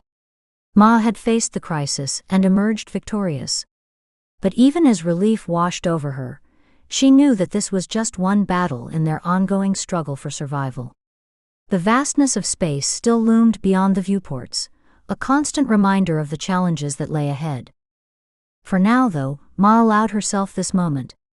She breathed deeply, each inhalation a silent thanks to whatever forces had allowed her to bring the Temperance back from the brink. In the revived command center, surrounded by the comforting hum of functioning systems, Ma prepared herself for whatever the next crisis might be. Kel's consciousness slowly returned. The cold, unyielding floor pressed against his cheek, a stark contrast to the soft bed he was accustomed to. The harsh overhead lights seemed to bore into his eyes as they fluttered open, momentarily disorienting him. As awareness crept back, Kel became acutely aware of his predicament. The oxygen tubes that usually provided him with life-giving air lay uselessly beside him, having been yanked from the wall socket during his fall. Each breath was a struggle, his lungs working overtime to compensate for the loss of supplemental oxygen. With a soft groan, Kel began to move. His muscles, weak from years of disuse, protested as he pushed against the floor. The effort sent tremors through his thin frame, but determination drove him on. Slowly, painfully, he managed to turn himself over onto his stomach. The movement left him breathless and he paused, his cheek once again pressed against the cold floor as he gathered his strength. Kel's eyes locked onto the remote control, lying tantalizingly close yet still out of reach. It represented his lifeline, his only means of summoning help in this vast empty ship. With renewed purpose, he stretched out his arm. His fingers, lacking usual coordination, scrabbled ineffectually at the smooth surface of the floor. Frustration welled up inside him, but Kel pushed it aside. He couldn't afford to give in to despair. Instead, he changed tactics. Using the side of his hand like a paddle, he managed to nudge the remote closer. Each tiny movement was a victory, bringing him closer to his goal. Finally, after what felt like an eternity, the remote was within reach. Kel's fingers closed around it, the familiar shape offering a small comfort in his current situation. With trembling hands, he brought the device close to his face. His eyes, usually unfocused, sharpened as he concentrated on finding the right button. There it was. The call button. Kel pressed it with all the strength he could muster, praying that it would work. To his immense relief, the blue light above his now empty bed began to flash. Its pulsing glow seemed to fill the room, a beacon of hope in his dire situation. But Kel knew he couldn't rely solely on the call light. Ma might not see it in time. His eyes scanned the room, finally settling on the exit door leading to the corridor beyond. It seemed impossibly far away, but Kel knew it was his best chance for rescue. Taking a deep breath, Kel began his arduous journey across the floor. He moved his arms in a swimming motion, dragging his body forward inch by painful inch. His legs, uncoordinated at the best of times, were of little help. They trailed behind him, occasionally twitching as he struggled to engage muscles long unused to such exertion. Each movement was a battle against his own body's limitations. Sweat beaded on Kel's brow, and his breathing became increasingly labored. The loss of his oxygen supply was taking its toll, making every motion an immense effort. Yet he pressed on, driven by an instinct for survival that overrode his physical limitations. The smooth floor offered little purchase, and Kel's progress was agonizingly slow. His fingers splayed wide, seeking any irregularity in the surface that might help him pull himself forward. The chill of the floor seeped into his body, making his joints ache and his muscles tremble. As Kel inched his way towards the door, the vastness of the Temperance seemed to press in around him. The medical clinic, usually a place of safety and routine, now felt like an insurmountable obstacle course. Each foot of progress was a victory, hard-won and exhausting. The exit door loomed ahead, simultaneously a goal and a challenge. Kel fixed his eyes on it, using it as a focal point to drive himself forward. In his mind, he could almost hear Ma's voice urging him on, giving him strength when his body wanted to give up. Kel's world narrowed to this singular task: reach the door, find help, survive. As he dragged himself across the floor, leaving behind a trail of sweat and determination, the blue call light continued to flash above his empty bed. It was a silent witness to his struggle, a pulsing reminder of the thin line between life and death aboard the Temperance. The kitchen galley stood silent and neglected. The harsh fluorescent lights flickered intermittently, casting an eerie glow over the abandoned space. The air was thick with the lingering smell of scorched metal and plastic, a grim reminder of the recent fire in the disposal chute. Ma pushed through the swing doors, the soft creak of their hinges echoing in the empty room. Her footsteps, muffled by the worn linoleum floor, seemed unnaturally loud in the stillness. As she moved, her eyes darted around the galley, taking in the rusting stainless steel surfaces and the layer of dust that had settled over rarely used equipment. With purposeful strides, Ma crossed the room to the refrigerator. The once gleaming appliance now bore the marks of years of use and minimal maintenance. Its stainless steel surface was smudged with age, and small patches of rust dotted its exterior. Ma's hand hesitated for a moment on the handle, a fleeting expression of apprehension crossing her face before she steeled herself and pulled the door open. The interior light flickered to life, illuminating the nearly empty shelves. Ma's eyes immediately fell on the large plastic container, its contents barely visible in the dim light. She reached in, her hand brushing past empty shelves and long-expired condiments to retrieve the container. Holding it up to the light, Ma's heart sank. The brownish substance that had sustained Kel for so long now barely filled the bottom of the container. In the harsh galley lighting, it looked even less appetizing than usual, a grim reminder of their dwindling resources. Ma set the container down on a nearby counter, the soft thud seeming to underscore the gravity of their situation. Her eyes lingered on it for a moment, her mind racing with calculations of how long they could stretch this meager supply. With a deep breath, Ma turned her attention to the freezer. Hope, however faint, propelled her steps as she approached the large industrial unit. Its surface, like everything else in the galley, showed signs of neglect.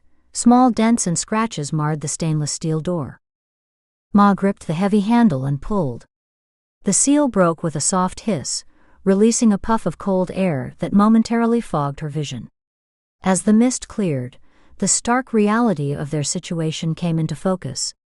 The freezer was completely empty, its bare shelves a poignant testament to the precariousness of their existence.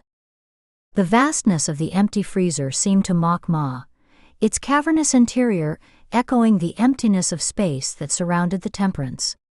Each barren shelf represented another avenue of sustenance closed off, another thread of hope snapped. Ma stood motionless before the open freezer, the cold air spilling out around her feet. The hum of the compressor, usually drowned out by the bustle of a working kitchen, now seemed deafening in the stillness. It was a constant reminder of the energy being expended to keep this empty space cold, another drain on their limited resources. The ship's low, persistent thrum was the only sound left. A quiet heartbeat, reminding them that this fragile vessel was all that stood between them and death. Ma stood in the silent galley, surrounded by cold cookware and emptier promises, while the weight of the void pressed in. Out here, isolation wasn't just a feeling. It was a fact. Chapter 10. Precarious Existence. The vast expanse of the midship gallery stood silent and abandoned. The only movement in this cavernous space was the painfully slow progress of Kel, as he dragged himself across the floor. His thin body was stretched out on the cold, hard surface, his stomach pressed against the worn linoleum. His arms, weak from years of disuse, trembled with the effort of pulling his weight forward. Each movement was a monumental task, his muscles protesting against this unexpected exertion. The gallery's dim emergency lighting cast long, eerie shadows across the room, making Kel's solitary figure seem even more small and vulnerable. The soft glow highlighted the sheen of sweat on his forehead, evidence of his tremendous effort. Kel's progress was agonizingly slow. His fingers scrabbled for purchase on the smooth floor, occasionally finding a small groove or imperfection to grip. His legs, largely unresponsive, dragged behind him like dead weight, occasionally twitching with involuntary spasms. As he inched forward, Kel's breathing became increasingly labored. Each inhale was a struggle, his chest heaving with the effort of drawing in enough oxygen. The absence of his usual supplemental oxygen was taking its toll, making every movement an immense challenge. The sound of Kel's ragged breathing echoed in the empty gallery, a harsh counterpoint to the usual silence of the ship. His gasps seemed to bounce off the walls, emphasizing the vastness of the space around him and the enormity of his task. After what felt like an eternity of struggle, Kel's strength began to wane. His arms, trembling violently now, could no longer support his forward motion. He came to a stop, his body going limp against the floor as he fought to catch his breath. With tremendous effort, Kel slowly rolled onto his back. The movement, though small, seemed to take all of his remaining energy. As he settled onto his back, his chest heaved with rapid, shallow breaths. The ceiling of the gallery swam in his vision, the lights blurring into indistinct halos. Kel's mouth opened wide as he gasped for air, each breath a desperate attempt to fill his oxygen-starved lungs. The cool air of the gallery felt harsh in his throat, a stark reminder of how far he was from the controlled environment of the medical clinic. As the enormity of his situation washed over him, Kel's eyes slowly closed. His eyelids felt heavy, the temptation to give in nearly overwhelming. He had fought against his body's limitations, but now, in the merciless grip of exhaustion, his very survival was hanging in the balance. The harsh fluorescent lights of the kitchen galley buzzed softly overhead, casting a clinical glow over the stainless steel surfaces. Ma stood at the bench, her posture tense, focused entirely on the task at hand. In her grip, a butcher's cleaver gleamed menacingly. The blade, well maintained despite the general decay of the ship, caught the light as Ma raised it high. With practiced precision, she brought it down onto the chopping board. The dull thud of metal meeting wood echoed through the lifeless galley. Before her lay chunks of some animal-like description, their origin a mystery in this isolated environment. Ma worked methodically, her movements efficient and purposeful. Each stroke of the cleaver separated the chunks into smaller, more manageable pieces. The repetitive action seemed to have a meditative quality, allowing Ma a moment of focus amid the constant worries of their precarious existence. As she worked, Ma periodically swept the chopped pieces into large plastic containers. These utilitarian vessels, designed for long-term storage, stood in stark contrast to the dwindling supplies they had been subsisting on. 5 containers were already stacked beside her, a tower of potential sustenance in their resource-scarce world. With a final sweep of her hand, Ma filled another container. She added it to the stack, the soft click as it settled into place seeming unnaturally loud in the quiet galley. The growing tower of containers was a testament to her determination, a bulwark against the uncertainty of their future. Gathering the stack in her arms, Ma crossed to the freezer. The containers felt heavy, not just with their contents, but with the weight of responsibility they represented. She opened the freezer door, a blast of cold air rushing out to meet her. Carefully, she arranged the containers inside, each one a promise of future meals in a world where nothing could be taken for granted. As Ma closed the freezer door, a new sound interrupted the galley's silence. The lid of a large commercial saucepan on the stovetop had begun to rock side to side, steam escaping in rhythmic puffs. The water inside had reached a rolling boil, demanding attention. Ma crossed to the stove, her steps quick and purposeful. She turned down the heat, the click of the dial another small sound in the vast emptiness of the ship. Removing the lid, a cloud of steam rose, momentarily obscuring her face.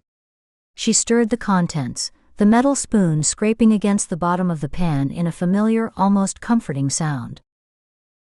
Satisfied, Ma returned to the bench. The chopping board awaited her, more chunks to be reduced into manageable pieces. She took up the cleaver once more, its weight familiar in her hand. As she resumed her task, the repetitive thud of blade meeting wood filled the galley once more.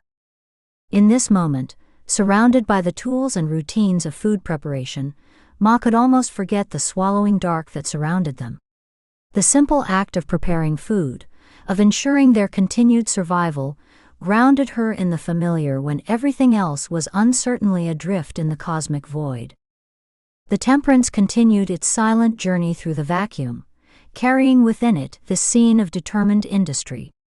In the kitchen galley, Ma worked on, her actions a defiant statement against the emptiness that surrounded them, a refusal to succumb to the overwhelming odds they faced.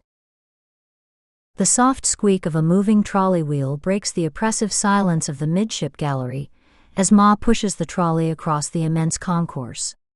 Her face is set with determination, her steps purposeful as she navigates the familiar path. The trolley is covered with a pristine white tablecloth, a stark contrast to the worn and faded surroundings. It ripples slightly with the movement, hinting at the contents beneath. Ma's eyes, usually focused on her task, suddenly catch something unexpected on the floor ahead. Her pace quickens, the trolley's wheels protesting slightly at the increased speed.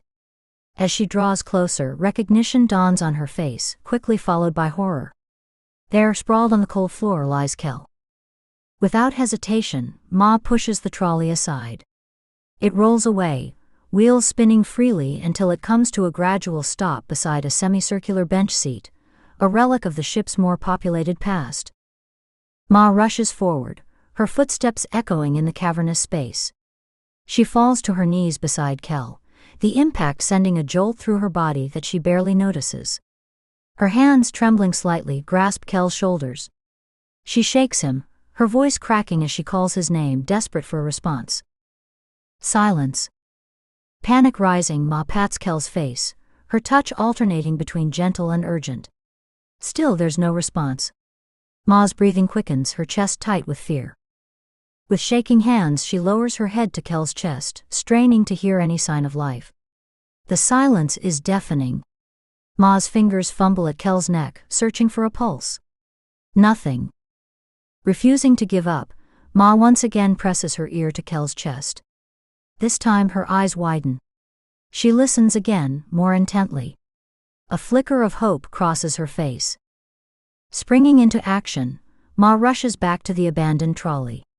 She yanks off the tablecloth, her movements frantic. In her haste, she knocks over the glass underneath. Its contents, a thick brownish liquid resembling a heavy beef broth, spill onto the floor, forming a slowly expanding puddle.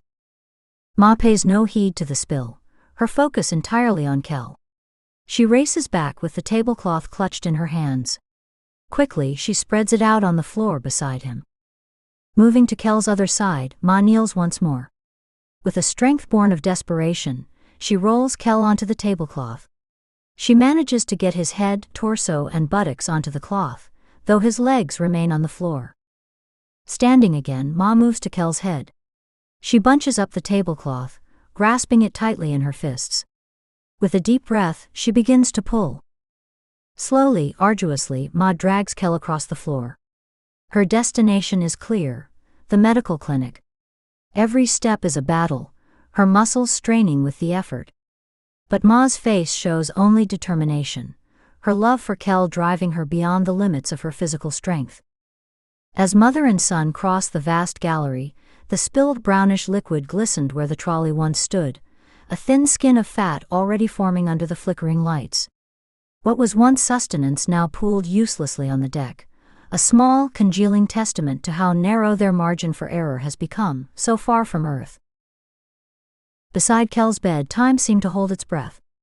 Ma stood motionless, her son's still frame casting a long shadow over her thoughts, while the ship's soft mechanical hum pressed against the silence, an indifferent lullaby for the unease coiling in her chest.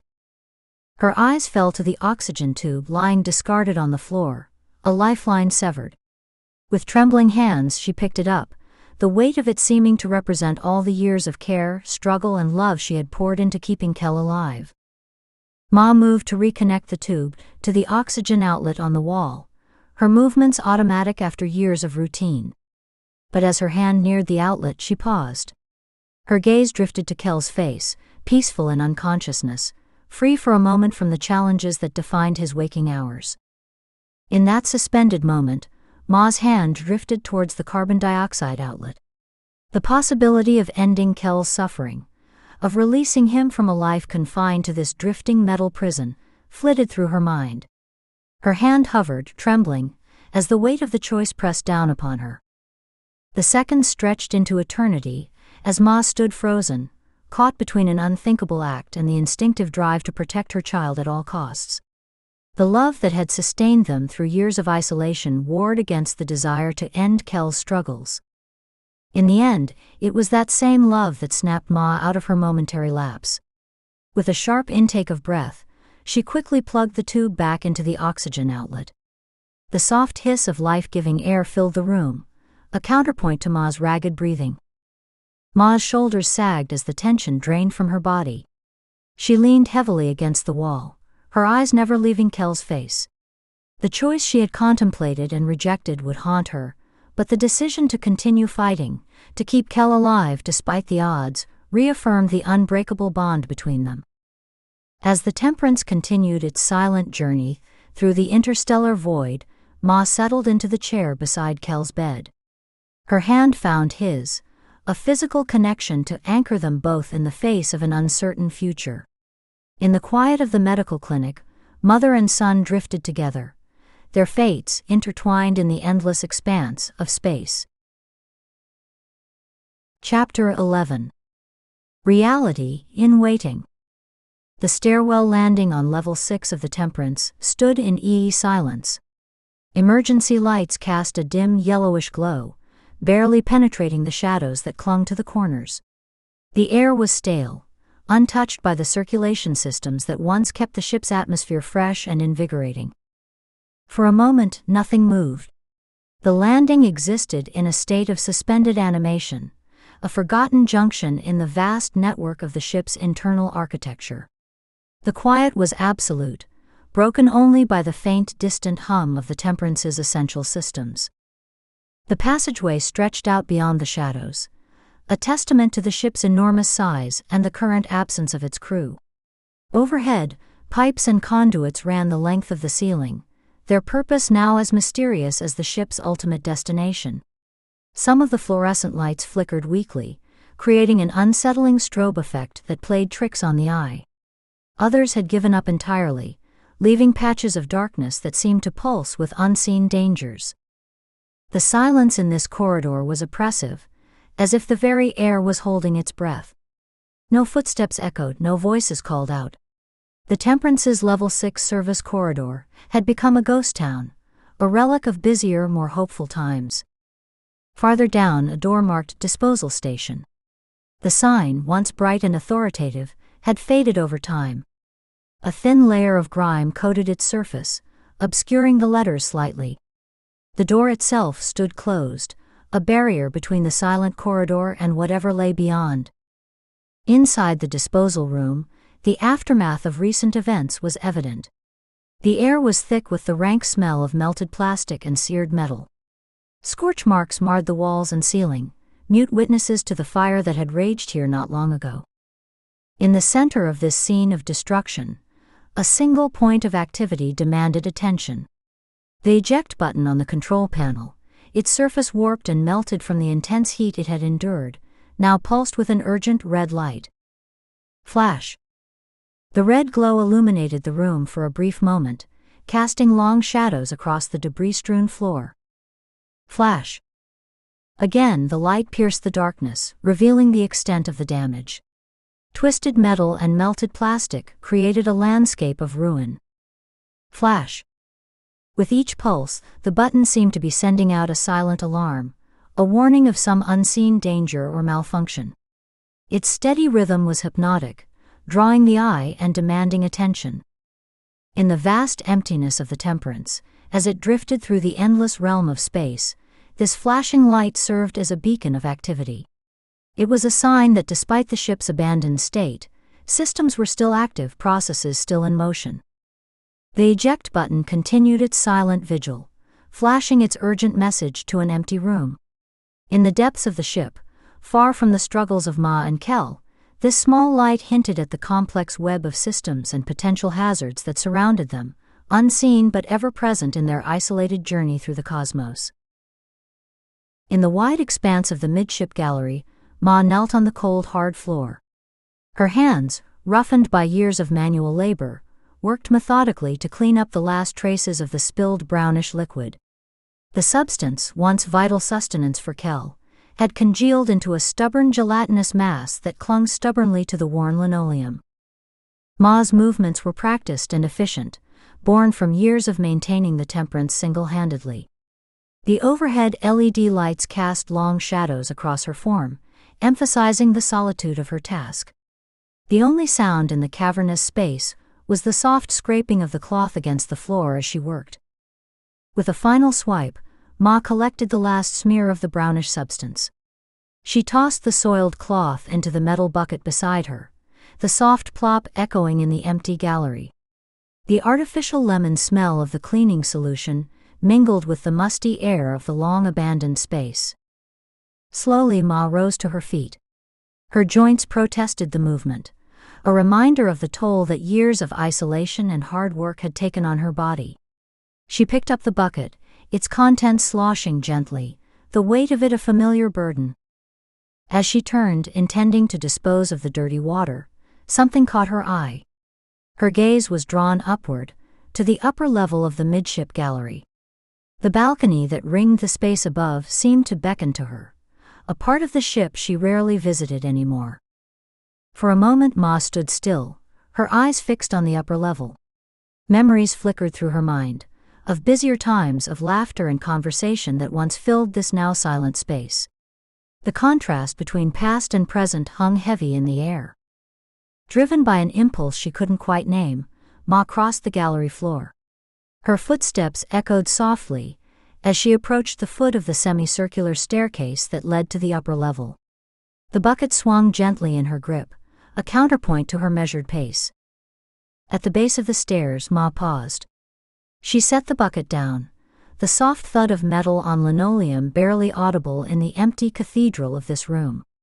Slowly, she raised her eyes, taking in the sweeping curve of the staircase as it ascended to the upper level.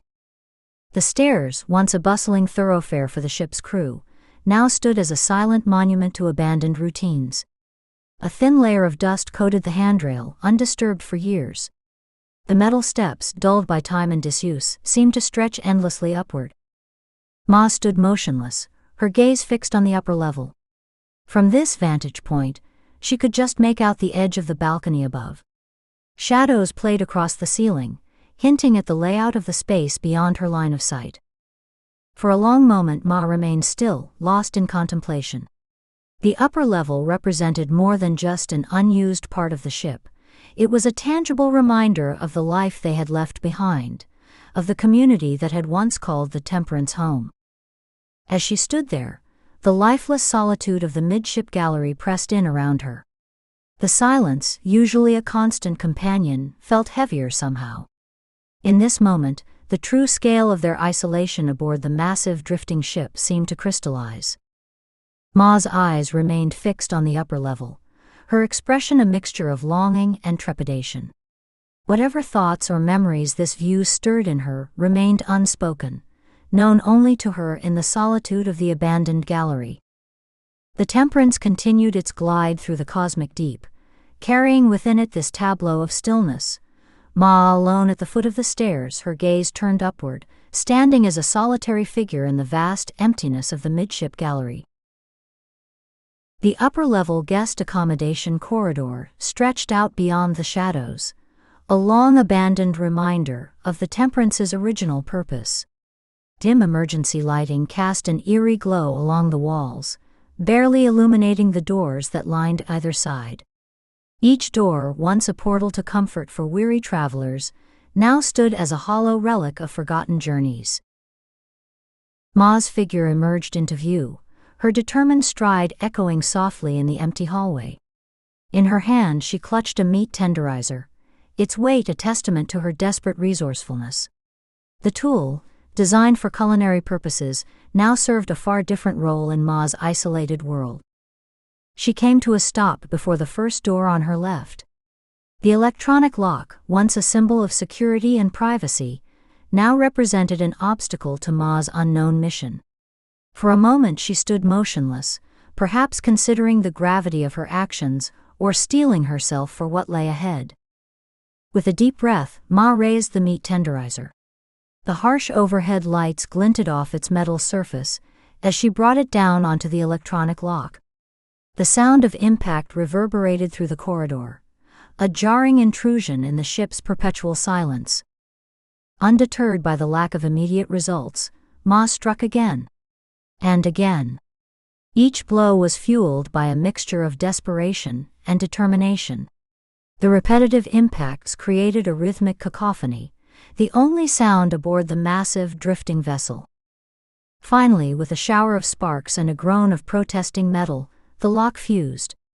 The door, its mechanisms compromised, parted slightly from the frame. Ma paused, her chest heaving from the exertion, before sliding her hand into the gap. With a grunt of effort, she pushed the door fully open. The screech of metal on metal pierced the air, another assault on the ship's usual quiet. As the door gaped wide, it revealed a room untouched for years, shrouded in darkness and forgotten memories. Ma stood on the threshold, framed by the doorway. Her silhouette, backlit by the dim corridor lights, seemed to hesitate for just a moment. Then, driven by an unseen urgency, she stepped inside, disappearing into the shadows of the long-abandoned guest quarters. The corridor, briefly disturbed by Ma's forceful entry, quickly settled back into its eerie stillness. The open door stood as a mute testimony to Ma's passage, a lone sign of life in the vast, empty expanse of the Temperance. As the echoes of Ma's actions faded, the ship sailed on, carrying within its hull this small drama, a lone woman driven to desperate measures, searching for something amidst the remnants of a long-lost world. As Ma stepped into the guest suite, the automatic lighting system sprang to life, illuminating a scene of forgotten opulence. The stark contrast between the pristine luxury of the room and the worn utilitarian areas of the ship that Ma had inhabited for so long was jarring.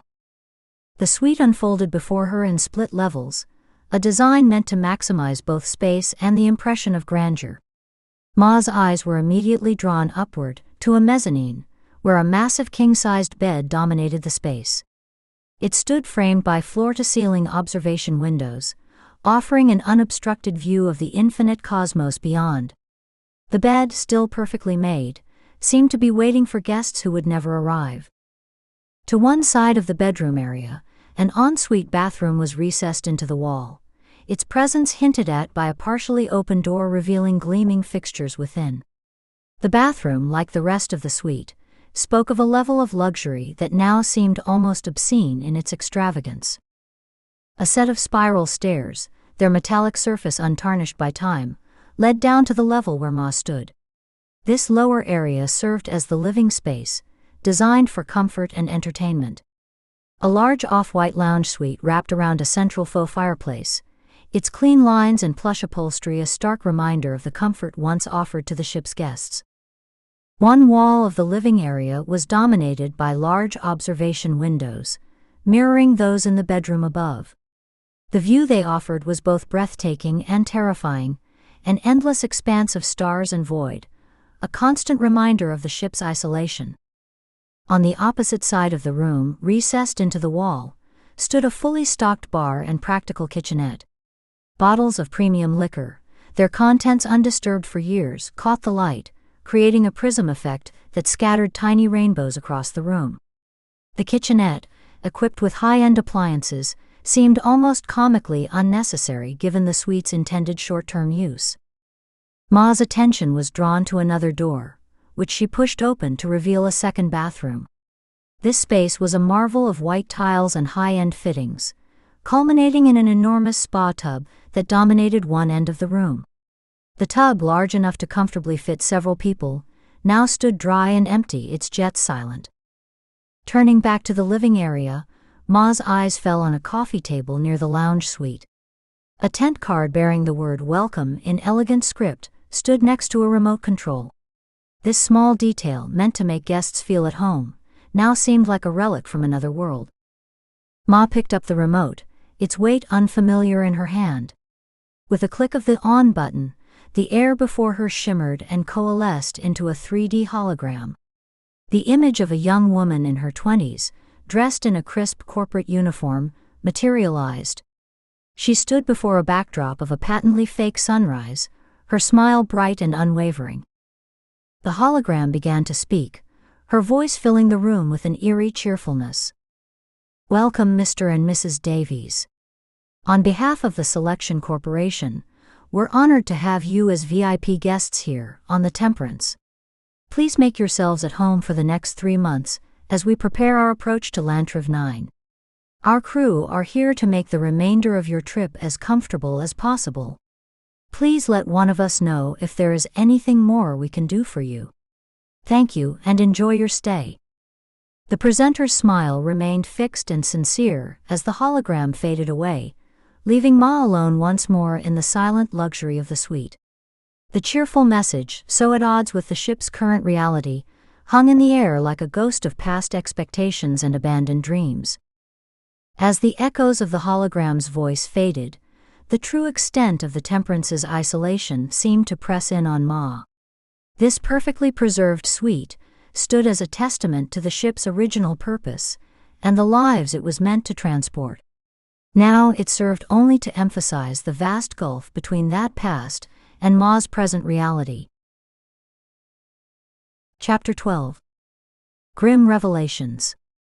The soft glow of the monitor illuminated Ma's face in the dimly lit command center.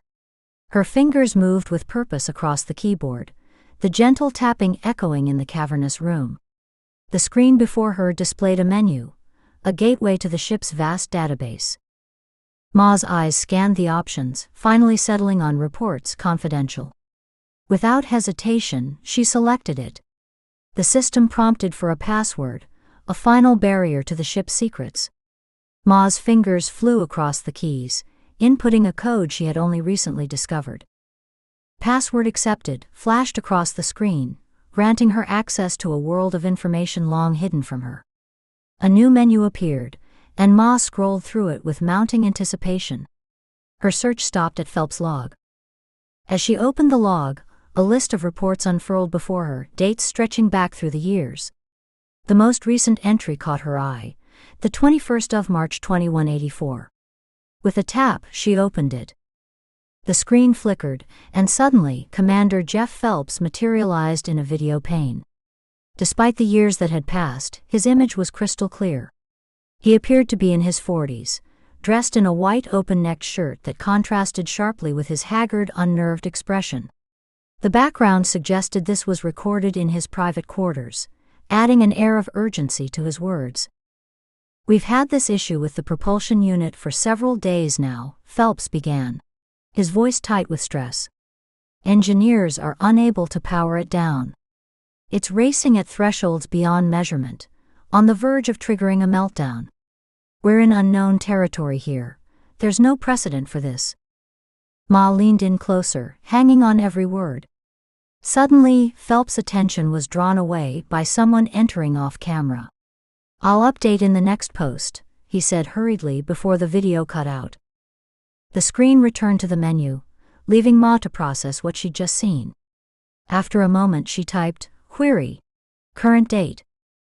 The system's response was immediate, the 16th of September 2211. Ma's eyes widened slightly at this information. She noticed a small pen, tucked into the spine of the notebook before her. Extracting it, she jotted down the date, 2211. Navigating back to the Phelps log menu, she copied the date of the last video post onto the notebook page, 2184. With methodical precision, she subtracted the two, 27. Her curiosity piqued. Ma typed another query. Mission timeframe. The screen displayed Earth years 92.8. Ma's brow furrowed as she contemplated this information. She typed again. Query. Temperance mission. The system's response was comprehensive. Passengers 1,200. Crew 50. Destination Lantriv 9 Sector 020479-005. Purpose. Resettlement. Ma sat back, absorbing this information. After a moment she leaned forward again, typing. Query. Crew cryogenics. The system's terse reply, Level 7. Ma stared at the screen, the implications of what she'd discovered slowly sinking in. The Temperance, a ship designed for resettlement, had been adrift for nearly 3 decades. Were some of the crew, meant to guide and protect, still in cryo-sleep on Level 7? All the while she and Kel had been alone and struggling, living in a reality far removed from the ship's original purpose. Ma sat motionless. The weight of this newfound knowledge pressed down on her, raising more questions than answers about their situation aboard the Temperance. The service corridor of Level 7 stretched before Ma, its sterile emptiness a stark contrast to the bustling passageway it was designed to be. The soft hum of the ship's life support systems provided a constant, almost subliminal backdrop to the oppressive silence. Ma's footsteps echoed softly as she made her way down the corridor, her pace measured and purposeful. The harsh overhead lighting cast sharp shadows, creating a disorienting pattern of light and dark that seemed to pulse with each step she took. As she progressed, Ma's eyes scanned the doors lining the corridor, each bearing designations for various ship functions. Her search came to an end as she reached a door marked Cryogenics Crew. The bold lettering stood out against the metallic surface, a silent declaration of the room's critical importance to the ship's mission. For a moment Ma hesitated, her hand hovering near the door's control panel. The weight of what she might find beyond this threshold pressed heavily upon her. With a deep breath, she steeled herself and pushed against the door. The door slid open with a soft pneumatic hiss, the sound unnaturally loud in the silent corridor. Cool air rushed out, carrying with it the sterile scent of a long unused space. Ma stepped forward, crossing the threshold into the unknown. As she entered the cryogenics bay, motion sensors detected her presence, and the lights automatically flickered to life. The sudden illumination momentarily blinded her, and she blinked rapidly, her eyes adjusting to the bright clinical light. The chamber that greeted her was smaller than she had anticipated. This room was clearly designed for efficiency rather than comfort, befitting its purpose of housing the ship's crew during their long journey. 50 freeze units lined the walls, their sleek metallic surfaces reflecting the harsh lighting. Each unit was a self-contained pod, designed to sustain a human life in suspended animation for decades. The technology that had once seemed like science fiction was now a silent, tangible reality before her. Ma's eyes darted from unit to unit, a sense of unease growing within her. Each cryogenic pod stood open, its interior visible and unmistakably empty. The absence of sleeping crew members was palpable, turning what should have been a room full of slumbering life into a mausoleum of unfulfilled purpose. The unused state of the freeze units raised countless questions. Where was the crew? Why had they never entered cryo-sleep? The pristine condition of the pods suggested they had never been used, their systems lying dormant since the Temperance began its journey. Ma moved further into the room, her fingers trailing lightly over the surface of the nearest pod. The cold metal beneath her touch served as a stark reminder of the void where life should have been. Each empty unit seemed to echo with the absence of its intended occupant, turning the small chamber into a monument to an abandoned mission. The realization of what this empty cryogenics bay meant began to sink in. The crew, the 50 individuals tasked with guiding the Temperance to its destination, had vanished without a trace. Their absence left a gaping hole in the ship's carefully planned mission, and in Ma's understanding of her and Kel's place aboard this vessel. As she stood in the center of the room, surrounded by the silent, empty freeze units, the true extent of their isolation aboard the Temperance became clearer than ever. Ma and Kel were not just alone. They were alone in a way that defied the very purpose and design of the ship they called home. The cryogenics bay, meant to be a sanctuary of sleeping potential, had instead become a cold, empty chamber of mysteries. As Ma absorbed the scene before her, the questions multiplied. What had happened to the crew? Why had Ma and Kel been left alone on this vast ship? And most pressingly, what did this mean for their future aboard the Temperance? In the stark, overlit room, Ma stood motionless, the weight of these unanswered questions pressing down upon her. The empty freeze units formed a silent circle around her, guardians of secrets that for now remained tantalizingly out of reach. Chapter 13. The Wounded Leviathan. The infinite blackness of space stretched out in all directions, a vast cosmic ocean punctuated only by the distant pinpricks of starlight. Against this backdrop of eternal night, the Temperance slowly drifted into view, its massive form eclipsing entire star fields as it passed. As the ship drew closer to our view, its true scale became apparent. The Temperance was a colossal structure, a city in space designed to carry humanity's hopes across the gulf between worlds. Its hull, once a gleaming testament to human engineering, now bore the scars of its long and isolated journey. The ship's profile was a familiar one, the long cylindrical body tapering to a blunt point at the bow, with various modules and structures extending from its sides like the fins of some great mechanical fish.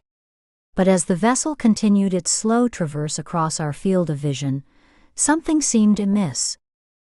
The rear of the Temperance came into view, and with it the first signs that all was not well with this interstellar arc. Where the massive propulsion exhausts should have been, the engines that were meant to drive the ship between the stars, there was instead a flickering, ethereal light. This strange luminescence pulsed and wavered, casting an unearthly glow that seemed to eat away at the edges of reality. It was as if a piece of the void itself had attached to the ship, a cancer of nothingness slowly consuming the vessel's stern. As the Temperance continued its passage, the full extent of the damage became horrifyingly clear. A massive gaping hole yawned open where the rear section of the ship should have been. The ragged edges of the breach sparkled with fusing lights, electrical systems sparking futilely as they tried to bridge connections that no longer existed. The hole was enormous, big enough to swallow entire decks. It looked as if some cosmic giant had taken a massive bite out of the ship, leaving behind this wound in the Temperance's hull. The damage extended deep into the vessel's interior, revealing glimpses of twisted metal and shattered bulkheads within. Around the edges of this catastrophic damage, the fusing lights continued their frantic dance. Blue-white sparks arced across the torn metal, creating a mesmerizing and terrifying light show against the backdrop of space. These electrical discharges served only to highlight the extent of the destruction, each flash illuminating another aspect of the ship's grievous injury. The propulsion exhausts, which should have dominated the ship's stern, were simply gone. In their place was this void, a nothingness that seemed to pull at the eye, almost painful to look at directly. It was as if a piece of the ship had been not just destroyed, but erased from existence entirely. As the Temperance continued its silent drift through the cosmic night, the true nature of its plight became clear. This was no longer a ship on a mission, driving purposefully towards a distant goal. Instead, it had become a wounded leviathan, a derelict behemoth adrift in the endless ocean of space. The vessel's slow rotation revealed different angles of the damage, each view more shocking than the last. Entire sections of the ship that should have contained critical systems, engineering decks, power distribution nodes, life support auxiliaries, were simply gone, vaporized in whatever cataclysm had befallen the Temperance. Yet, despite this catastrophic damage, the ship somehow maintained its course through the void. The flickering lights and occasional sparks showed that some power still flowed through the vessel's systems. Somewhere within the wounded hulk of the Temperance, life persisted, unaware or uncaring of the devastation that had befallen the ship's stern. As the Temperance slowly passed from view, the image of its ravaged rear burned itself into memory. This was no longer just a ship, but a survivor, a testament to both the destructive power of space and the enduring nature of the technology humanity had sent to the stars.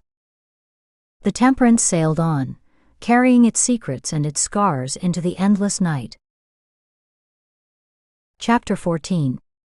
The Rituals of Care.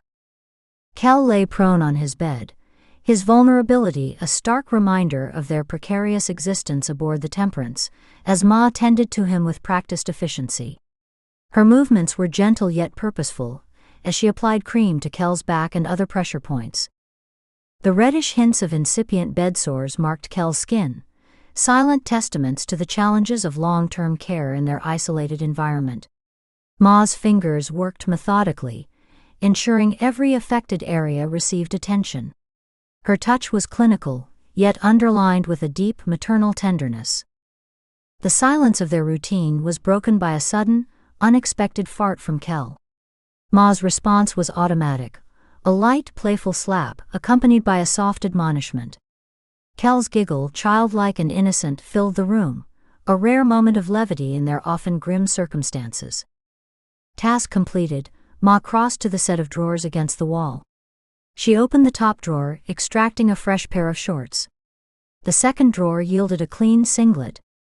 As she closed the drawers, her eyes lingered on the depleted supplies within. Only one set of each garment remained, a tangible reminder of their dwindling resources.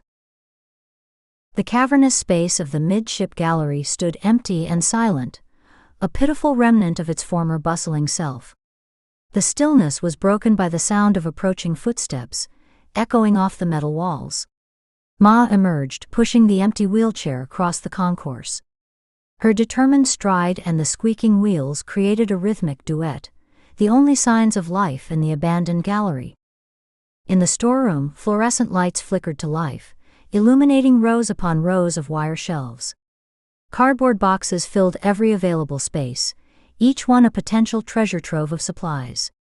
Ma navigated the narrow aisles, pushing the wheelchair ahead of her with purpose.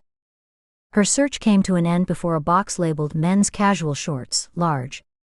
With a grunt of effort, she lifted the box from its shelf and placed it onto the wheelchair. The weight of the box represented more than just clothing. It was a lifeline, a means to maintain dignity and comfort in their isolated existence. As Ma stood in the storeroom, surrounded by the remnants of supplies meant for a full crew and their passengers, the reality of their situation pressed in. Each box, each item of clothing or toiletry was a finite resource. In the vastness of space, aboard a ship designed for a journey long since derailed, these simple items had become precious beyond measure. The ritual of care, the search for supplies, these actions formed the backbone of Ma and Kel's daily existence. In the quiet of the storeroom, with a box of shorts as her prize, Ma allowed herself a moment of reflection. The Temperance, once a vessel of hope and new beginnings, had become their entire world. And in this world, even the most mundane tasks took on profound significance. With a deep breath, Ma turned the wheelchair around, ready to return to the medical clinic. The box of shorts was more than just clothing. It was a small victory, another day of care provided, another step in their uncharted journey through the stars. Chapter 15. Silent Warning. The disposal station stood in deathly silence. The room bore the scars of recent trauma, its walls and ceiling blackened by fire, a grim reminder of the near catastrophe that had unfolded here. The acrid smell of melted plastic and scorched metal still lingered in the air, a pungent testament to the power of the blaze that had raged through this space. In the center of this scene of destruction, a single point of activity demanded attention. The eject button on the control panel, its surface warped and melted from the intense heat it had endured, pulsed with an urgent red light. Flash. The red glow illuminated the room for a brief moment, casting long shadows across the debris-strewn floor. The light reflected off shards of broken equipment and pools of congealed plastic, creating a disorienting dance of light and dark. Flash. Again, the light pierced the darkness, revealing the extent of the damage. Warped metal and melted plastic created a landscape of ruin, a stark contrast to the station's once orderly appearance. Flash. With each pulse, the button seemed to be sending out a silent alarm, a warning of some unseen danger or malfunction. Its steady rhythm was hypnotic, drawing the eye and demanding attention in the otherwise still room. As the light continued its relentless pattern, a new development emerged. The inner hatch of the airlock, its viewing port blackened by soot and heat damage, began to show signs of stress. A small hairline crack appeared in the glass, barely visible at first glance. The crack, thin as a spider's web, started at the edge of the viewing port and began to creep inward with agonizing slowness. Each flash of the eject button seemed to illuminate it from a different angle, making it appear to dance and shift in the pulsing light. This tiny imperfection in the glass was more than just cosmetic damage. It represented a potential breach in the airlock's integrity, a weak point in the barrier between the pressurized interior of the Temperance and the unforgiving vacuum of space beyond. As the crack slowly extended its reach across the viewing port, the flashing eject button took on a new significance. Its urgent pulses now seemed like a countdown, marking the moments until this small flaw could potentially become a catastrophic failure. The juxtaposition of the rhythmic flashing and the gradually spreading crack created a sense of mounting tension in the empty room. It was a silent drama unfolding in the depths of the ship, unseen and unheard by its few remaining inhabitants. In the vast emptiness of the Temperance, as it drifted through the endless void of space, this small room had become the stage for a potential disaster. The flashing button and the growing crack in the viewing port stood as mute witnesses to the ongoing decay of the ship's systems, a reminder of the constant dangers that lurked in the shadows of their isolated journey. The disposal station, once a mundane part of the ship's operations, had transformed into a ticking time bomb. As the eject button continued its relentless flashing and the crack in the viewing port slowly spread, the room seemed to hold its breath, waiting for the moment when this delicate balance would inevitably shift. Ma sat alone at a control bench in the command center, her face illuminated by the soft glow of a monitor. The rest of the room lay in shadows, abandoned consoles and darkened screens a testament to the ship's current state. On the screen before her, a window to the past played out. The video, clearly from the early days of the mission, flickered to life, transporting Ma back to a time when the Temperance buzzed with hope and purpose. The midship gallery, captured in the shaky footage of a handheld camera, was a stark contrast to its current abandoned state. The space teemed with life and activity, crew members gathered in anticipation of their grand journey. Through the open main airlock, a steady stream of orange-uniformed shuttle crew wheeled in supplies, the last preparations for a voyage meant to span decades. The bustle and energy of final preparations filled the frame, a poignant reminder of the mission's optimistic beginnings. Commander Jeff Phelps, a figure of authority and reassurance, stood a few steps up on the semicircular staircase. His presence commanded attention, his voice carrying clearly through the gallery as he addressed his crew. "It's a pleasure to have you on this mission with us. I know we're all going to work well together. A damn good crew, I'd say." Phelps' words were met with enthusiastic cheers, fists pumping the air in a display of unity and excitement. As Phelps continued, explaining the status of their soon-to-be passengers in cryo-sleep, the camera panned across the assembled crew. And there, in a moment frozen in time, Ma saw herself, Maria as she was then, young, hopeful, standing among her crewmates, unaware of the fate that awaited her. Ma's eyes fixed on this younger version of herself, drinking in every detail. The Maria on screen turned, and there, just off her left shoulder, stood Tim. The sight of him caused Ma's breath to catch, a flood of memories threatening to overwhelm her. Ma fast-forwarded the video, then stopped on a new scene. Tim's hand was raised, his voice carrying across the years as he asked about the crew's own entry into cryo-sleep. The camera caught the moment perfectly, Tim stumbling over his words as he noticed Maria.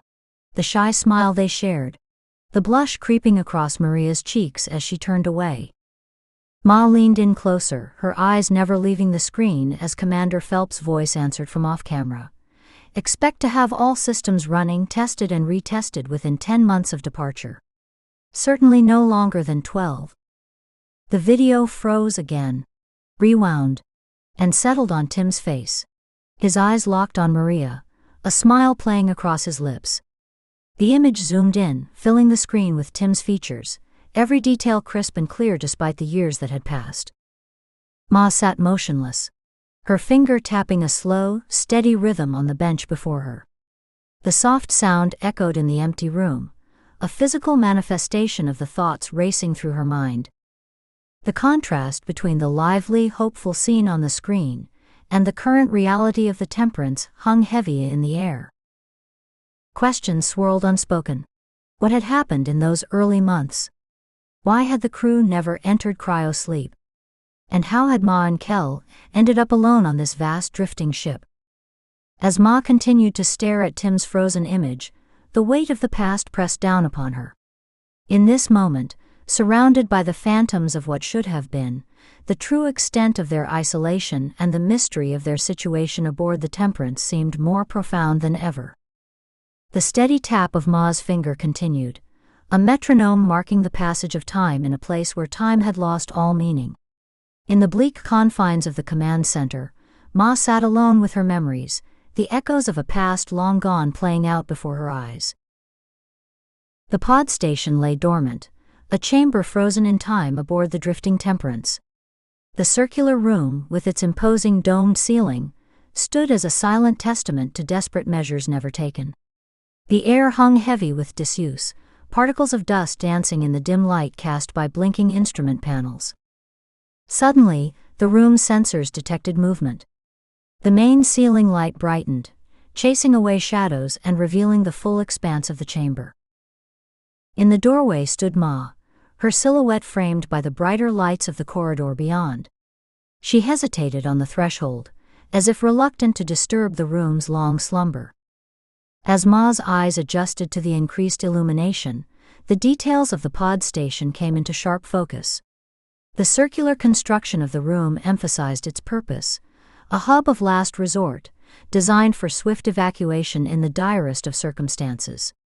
The domed ceiling arched high overhead, its metallic surface reflecting the light in a dull sheen, creating an almost cathedral-like atmosphere.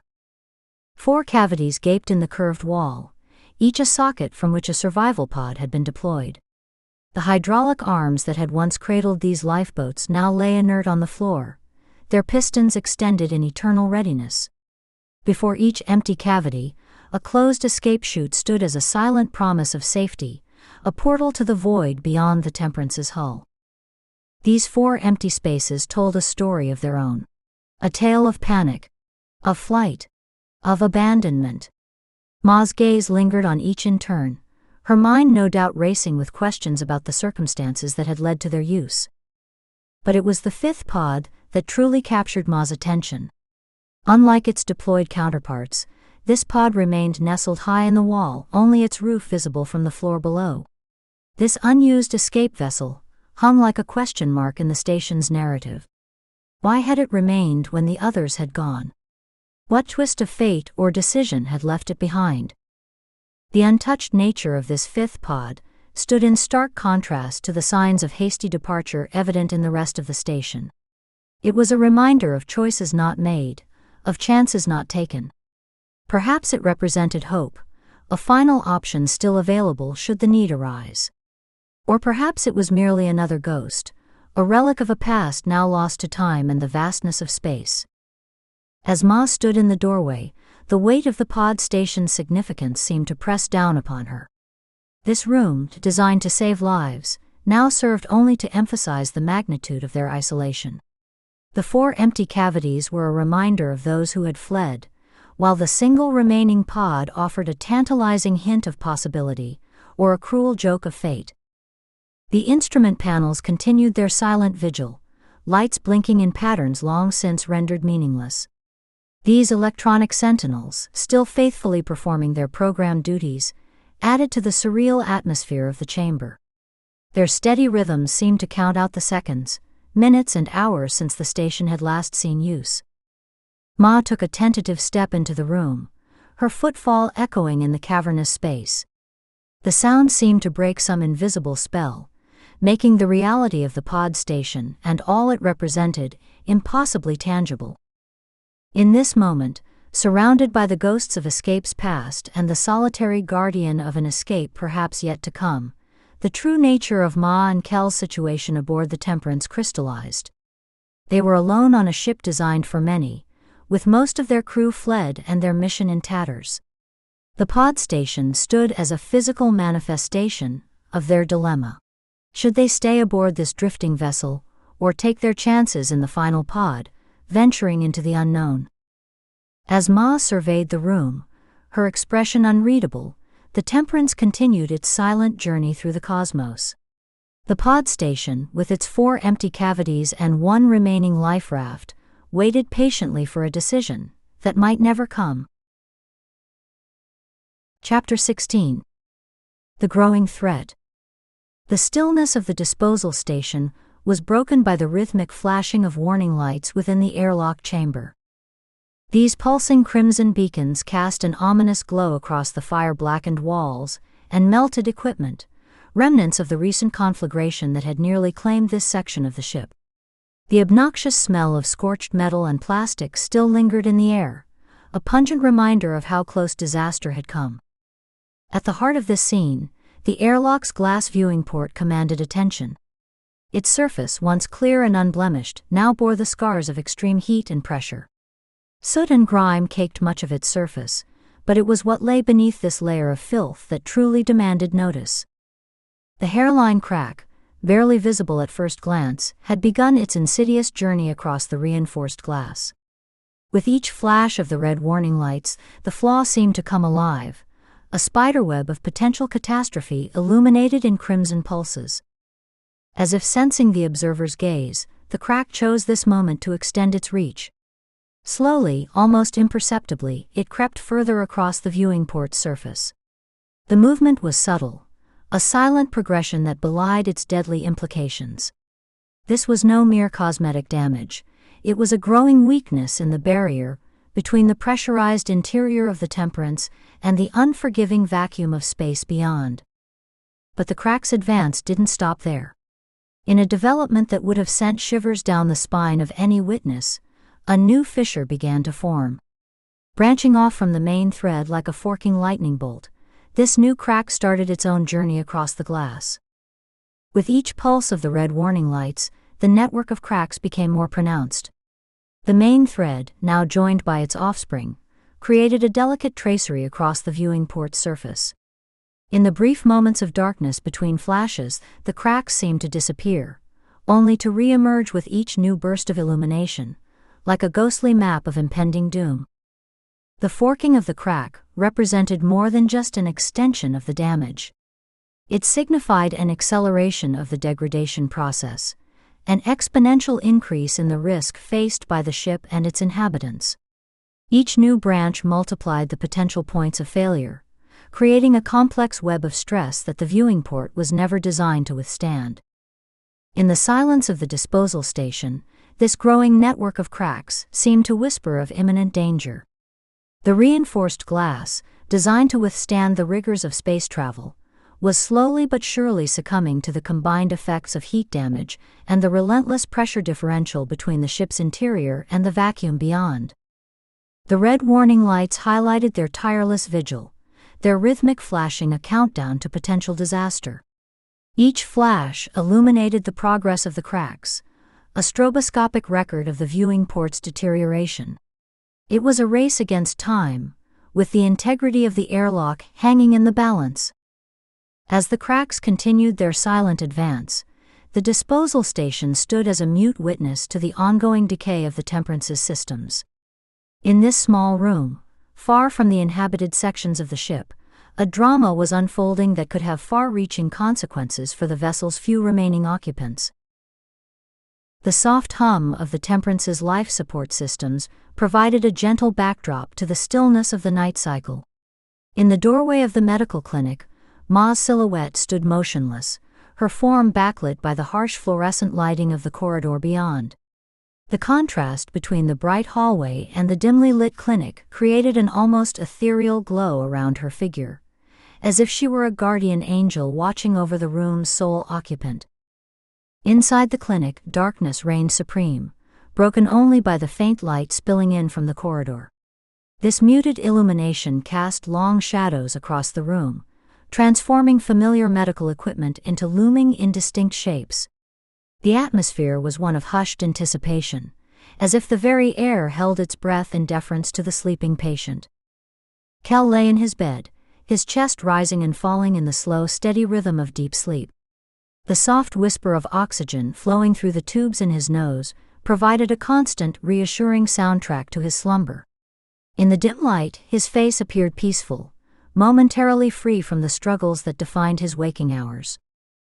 Ma stepped into the room, her movements deliberate and careful. Her footfalls, muffled by the clinic's worn linoleum floor, were barely audible. Years of practice had honed her ability to move silently, a skill born of necessity in caring for her vulnerable son. As she approached Kel's bedside, the faint light from the corridor caught the various medical instruments surrounding him. Monitors blinked lazily, their muted displays a constant vigil over Kel's vital signs. The oxygen outlet stood sentry in the wall behind the bed, its gauge barely visible in the gloom, a silent partner in the ongoing battle to keep Kel alive and comfortable. Ma came to a stop beside the bed, her eyes never leaving Kel's face. In the soft shadows, the lines of worry that usually creased her brow seemed to fade, replaced by an expression of infinite tenderness. For a long moment she stood motionless, drinking in the sight of her sleeping son. The scene was a tableau of maternal love, set against the backdrop of their extraordinary circumstances. In this quiet moment, the immense emptiness of space that surrounded the Temperance seemed to recede. The medical clinic, sterile and functional by day, had transformed into a sanctuary, a bubble of peace in their uncertain world. Slowly Ma leaned over Kel's sleeping form. Her movement was gentle, almost reverent. As she bent closer, her shadow fell across Kel's face, a physical manifestation of her constant protective presence in his life. The soft light caught the silver strands in her hair, a testament to the years of care and worry she had endured. With infinite gentleness, Ma pressed her lips to Kel's forehead. The kiss was light, barely a whisper of contact, yet it carried the weight of years of love, sacrifice, and unspoken fears. In this simple gesture was contained all the complexity of their relationship, the bond between mother and son, caregiver and patient, two souls alone in the vastness of space. As Ma straightened, her eyes remained fixed on Kel. In the dim light, a shimmer of moisture could be seen gathering at the corners of her eyes.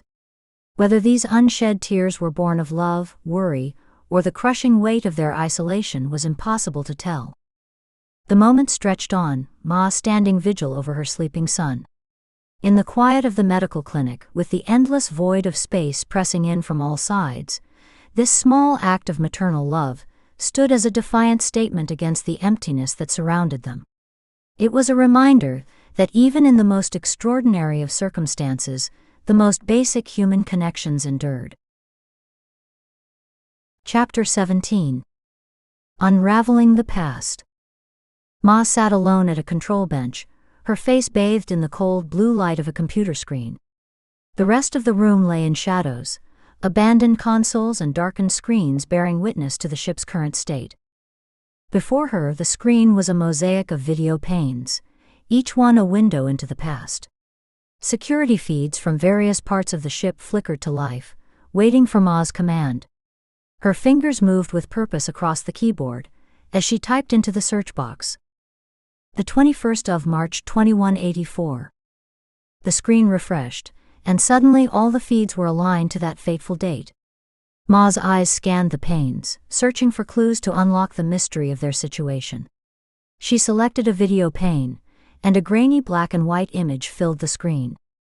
The crew quarters corridor materialized before her, initially empty and unremarkable. Ma's finger hovered over the fast-forward button, and suddenly life exploded across the screen. Crew members zipped in and out of rooms, a frantic dance of daily life aboard the Temperance. The motion slowed as an officer entered the frame, walking purposefully into the commander's room. Moments later, Commander Phelps burst out, urgency etched on his face. Ma leaned closer, her eyes narrowing as she noted the timestamp, 3 hours 17 minutes and 22 seconds a.m. With swift keystrokes, Ma aligned all video panes to this critical moment. Another click, and the command center of the past filled her screen. Crew members bustled about, their movements tinged with an undercurrent of tension. Commander Phelps strode in, making a beeline for a screen where Chief Engineer Frank's face was visible. Ma increased the volume, and Frank's voice, distorted by time and technology, filled the air. "Commander, the entire propulsion housing is close to shearing, sir. I'm not sure what more." A white flash and Frank's feed went dark. The ship shuddered violently, and Ma could almost feel the echo of that long-ago tremor. Phelps' voice cut through the chaos. Frank's. He turned to a nearby crew member. "Get the medical team down to propulsion immediately, crew may be injured." As the scene unfolded, Ma's eyes darted from one detail to another, piecing together the puzzle of that night. She watched as Phelps delegated command and rushed off, likely heading towards the disaster. Ma's attention shifted to the medical clinic feed. The nurse and doctor raced out, responding to the emergency. Then her heart skipped a beat as she opened the feed from the service corridor on level 10. There, running into view, was Tim. Ma's finger hovered over his image, trembling slightly. Moments later, an explosion of smoke and debris filled the screen, and the feed went dark. Ma's hands flew to her mouth, her eyes wide with shock and realization. The pieces were falling into place, revealing a tragedy she had never known. With trepidation, she opened another feed. The vacuum of space pulled at the debris, sucking it out through the breach. Steel doors slammed shut, sealing off the damaged section. The camera shook, fell and went dark. Ma sat motionless, absorbing the gravity of what she had witnessed. Then, with a deep breath, she opened one final feed. The command center was in chaos. Red lights flashed, alarms blared. The officer, clearly out of his depth, fumbled with the controls. "Commander. Commander Phelps," he called desperately into the microphone. Another violent shake threw him to the floor. As he struggled to his feet, panic overtook him. He flicked a switch and shouted, "Abandon ship! Abandon ship!" The feed froze, but the echoes of that command seemed to reverberate through time, reaching Ma in her solitary vigil. "He bailed too soon," Ma whispered, her voice rising with anger and despair. "He bailed too bloody soon." Her cry hung in the air, a mixture of rage, grief, and dawning understanding. The command center, witness to both past and present, stood silent as Ma grappled with the weight of this newfound knowledge. Outside, in the endless expanse of space, the Temperance continued its journey. From a distance, it might have appeared unchanged, but now it carried the burden of its revealed history. The ship limped on, a wounded mammoth drifting through the cosmos, bearing within its hull the last remnants of a mission gone tragically awry. Ma sat upright on Kel's bed, her back resting against the slightly raised head of the medical cot. The thin mattress, designed more for functionality than comfort, dipped slightly under their combined weight. Despite the bed's utilitarian nature, Ma's posture suggested a level of comfort born from countless hours spent in this very position. Kel lay curled beside her, his lanky form somehow managing to look small and vulnerable in sleep. His head rested in Ma's lap, his face peaceful in a way it rarely was when awake. The constant struggles that defined his conscious hours seemed to melt away in slumber, leaving behind a hint of the child he once was. Ma's hand moved in a slow, rhythmic motion, her fingers gently combing through Kel's hair. The gesture was automatic, a soothing ritual for both mother and son. Kel's hair, though thin and slightly coarse from years of illness, slipped through her fingers like strands of silk. The soft light caught the silver threads in Ma's own hair, a testament to the years of care and worry she had endured. Her eyes, focused on Kel's sleeping face, held a mixture of love, concern, and a deep abiding sadness. The weight of their isolation, the revelations of the past, and the uncertain future all seemed to press down upon her in this quiet moment. Around them, the steady beep of heart monitors and the soft hiss of oxygen provided a constant reminder of Kel's fragile health. Yet in this moment, these sounds seemed to fade into the background, overpowered by the simple, profound connection between mother and son. Ma's free hand rested lightly on Kel's shoulder, rising and falling with each of his breaths. Through this touch, she seemed to reassure herself of his continued presence, his continued survival against all odds. The walls of the medical clinic, usually stark and imposing, seemed to soften in the dim light. The shadows cast by various medical implements created abstract patterns, transforming the clinical space into something almost ethereal. Time seemed to stand still in this pocket of peace. The harsh emptiness of space that surrounded the Temperance felt distant and inconsequential. Here, in the quiet of the medical clinic, Ma and Kel existed in a bubble of warmth and connection. As Ma continued her gentle ministrations, her mind wandered. Memories of the past, glimpses of a younger Kel, and echoes of the life they once knew flitted through her thoughts. Yet always she returned to the present, to the feel of Kel's hair between her fingers, the weight of his head in her lap. In this moment of tranquility, the medical clinic had become more than just a place of treatment. It was a haven, a space where the harsh realities of their existence could for a little while be held at bay. Here, Ma could simply be a mother comforting her child, their extraordinary circumstances fading into the background. The Temperance continued its silent journey through the cosmos, carrying within its metal hull this tableau of maternal love.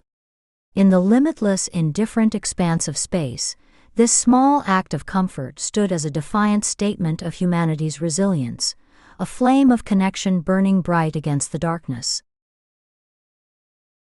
Chapter 18. The Breach. The disposal station pulsed with an eerie crimson glow, as red warning lights flashed urgently within the airlock chamber. Each burst of illumination highlighted the growing network of cracks spreading across the glass viewing port, a spiderweb of impending disaster. The hairline fractures that had started as mere imperfections had multiplied, forming an intricate pattern across the reinforced glass. As if sensing the gravity of the moment, a larger crack suddenly appeared, its jagged path connecting smaller fissures like a lightning bolt frozen in time. At the nexus where three of these cracks converged, the glass began to give way. A tiny section no larger than a nail head fractured completely. In an instant, this minuscule piece was violently sucked out into the airlock chamber, leaving behind a pinprick hole, the first breach in the airlock's integrity. This small failure was all it took. The cracks widened with alarming speed, the void of space hungrily pulling at the weakened barrier. With a sound like a thunderclap, the entire glass panel of the viewing port imploded, shattering into countless pieces that were instantly swept into the airlock chamber and out into the vacuum beyond. The effect was immediate and catastrophic. Air from the disposal station rushed towards the breach, creating a violent vortex of escaping atmosphere. Loose items became deadly projectiles as they were swept up in the powerful current. Rubbish bags that had been neatly piled on the floor were the first to go. They shot across the room, plastering against the hole in the viewing port before being shredded and sucked out into space, their contents dispersing like confetti in the void. The larger, heavier items in the room began to succumb to the pull of the vacuum. Metal rubbish skips, their wheels screeching in protest, shuddered and inched across the floor. The skip closest to the viewing port stood no chance. It flipped onto its side with a resounding clang, before being dragged across the floor, leaving deep gouges in the metal surface. With terrifying force, it slammed into the steel doors of the airlock, the impact echoing through the station like a death knell. The swing doors leading into the disposal station, designed to keep the area isolated from the rest of the ship, now worked against the Temperance's survival. They flew open, slamming against the walls with a bang that was almost lost in the roar of escaping air. The corridor beyond became an extension of the vortex, its atmosphere being sucked into the disposal station and out into space. The catastrophe spread through the ship's systems like a cancer. In the kitchen galley, far removed from the initial breach, the effects were felt with terrifying clarity. The door to the disposal chute, a simple metal flap designed for easy waste disposal, began to shudder violently. The thin metal distorted, bowing inward as it was pulled towards the source of the vacuum. The sound of hissing air filled the galley, as the atmosphere was drawn inexorably down the chute. What had once been a simple waste disposal system had become a deadly pipeline, funneling precious air from the heart of the ship out into the unforgiving void of space. As alarms blared and emergency systems struggled to respond, the Temperance shuddered. The ship, already wounded from past tragedies, now faced a new threat to its very existence. In the chaos of the breach, one thing was clear: time was running out for the last inhabitants of this ill-fated vessel. The clinic's stillness shattered. A distant alarm wailed. "High. Keening, urgent." Ma's eyes flew open, every maternal nerve firing at once, the shriek of it coiling cold down her spine. With practiced care, she slid off the bed, gently cradling Kel's head as she moved. She lowered his head onto the pillow, her touch feather light to avoid disturbing his sleep. For a brief moment she hesitated, her hand lingering on his cheek. Then, driven by the urgency of the alarm, she tore herself away and raced from the room. Ma's footsteps echoed through the empty corridors as she sprinted towards the command center. Her heart pounded in her chest, each beat a counterpoint to the relentless blare of the alarm. She burst into the control room, her eyes immediately drawn to the glowing screen. The message that greeted her sent a wave of ice through her veins. Hull breach, level 6. Below, an oxygen indicator flickered ominously. Ship's oxygen, 87%. As she watched, horror-struck, the number plummeted. Ship's oxygen, 75%. The reality of their situation hit Ma like a physical blow. Without a moment's hesitation, she spun on her heel and raced back the way she had come. The midship gallery, usually so still and silent, was alive with the cacophony of alarms. Ma's muscles burned as she pushed Kel's wheelchair across the vast concourse, her feet pounding against the floor in a desperate rhythm. The chair's wheels squeaked in protest at the unaccustomed speed. In the kitchen galley, the situation was deteriorating rapidly. The disposal chute door, unable to withstand the relentless pull of the vacuum, collapsed in on itself with a sickening crunch. It disappeared down the chute, marking the beginning of a maelstrom of destruction. Utensils, tea towels, and plastic containers were lifted into the air as if by an invisible hand. They swirled in a chaotic dance before being sucked down the chute, disappearing into the void beyond. Even the heavy doors of the nearby fridge were wrenched open, their contents at risk of joining the exodus. Back in the command center, the oxygen levels continued their terrifying plummet. Ship's oxygen, 51%. Ship's oxygen, 33%. The pod station was a scene of controlled chaos. Red lights flashed urgently and alarms screamed their warning. With a grinding of long dormant machinery, a pod was drawn down from its position in the wall, responding to Ma's frantic input at the control panel. Ma's breath came in ragged gasps as she struggled to draw oxygen from the thinning air. She abandoned the control panel and rushed to Kel, her movements fueled by desperation and maternal instinct. With strength born of necessity, she lifted Kel from the wheelchair. Kel hung limply in her arms, his body a dead weight. His face was pale, his breathing shallow, clear signs that he was succumbing to the lack of oxygen. Ma's heart clenched at the sight, spurring her to greater efforts. She dragged Kel across the floor, her muscles screaming in protest. Each step was a battle against exhaustion and the rapidly thinning air. Black spots danced at the edges of her vision, but she pushed on, focused solely on reaching the pod. The hatch appeared at last. Ma gathered every last ounce of strength and pulled Kel across the threshold, her own body giving out as she fell beside him. The hatch slid closed with a soft final hiss, the locks engaging like the turning of a key on a door that might never open again. The alarms wailed on, unanswered in the empty pod station. The wheelchair sat where it had been left, a hollow remnant of the last hurried departure. The ship groaned around it, a death rattle that seemed to mock the pod's stillness, and the two lives now sealed inside. Chapter 19. Discovery. The midship gallery of the Temperance lay shrouded in absolute darkness, a void as complete as the space that surrounded it. The silence was oppressive, unbroken for years, perhaps decades. This stillness, however, was about to be shattered. A narrow beam of light pierced the blackness, its harsh brightness almost painful after so long in the dark. It swept along the floor, revealing years of accumulated dust, before climbing up to illuminate a semicircular bench seat. The leather, once pristine, was now cracked and faded, a silent testimony to the passage of time. The light source grew larger, approaching from outside through one of the large observation windows. It began a methodical sweep along the entire wall of windows, revealing the vastness of the gallery and hinting at the grandeur it once held. Suddenly, the sanctity of the ship was broken. With a hiss of escaping air, the pressure seal on the main airlock released. The sound echoed through the empty space, a stark intrusion on years of silence. The hatch swung open with a groan of protest from long unused hinges. 10 astronauts entered, their suits gleaming in the light of their helmet torches. The beams cut through the hazy atmosphere, creating eerie blue cones of illumination. Particles of dust danced in the light, stirred for the first time in years by the astronauts' movements.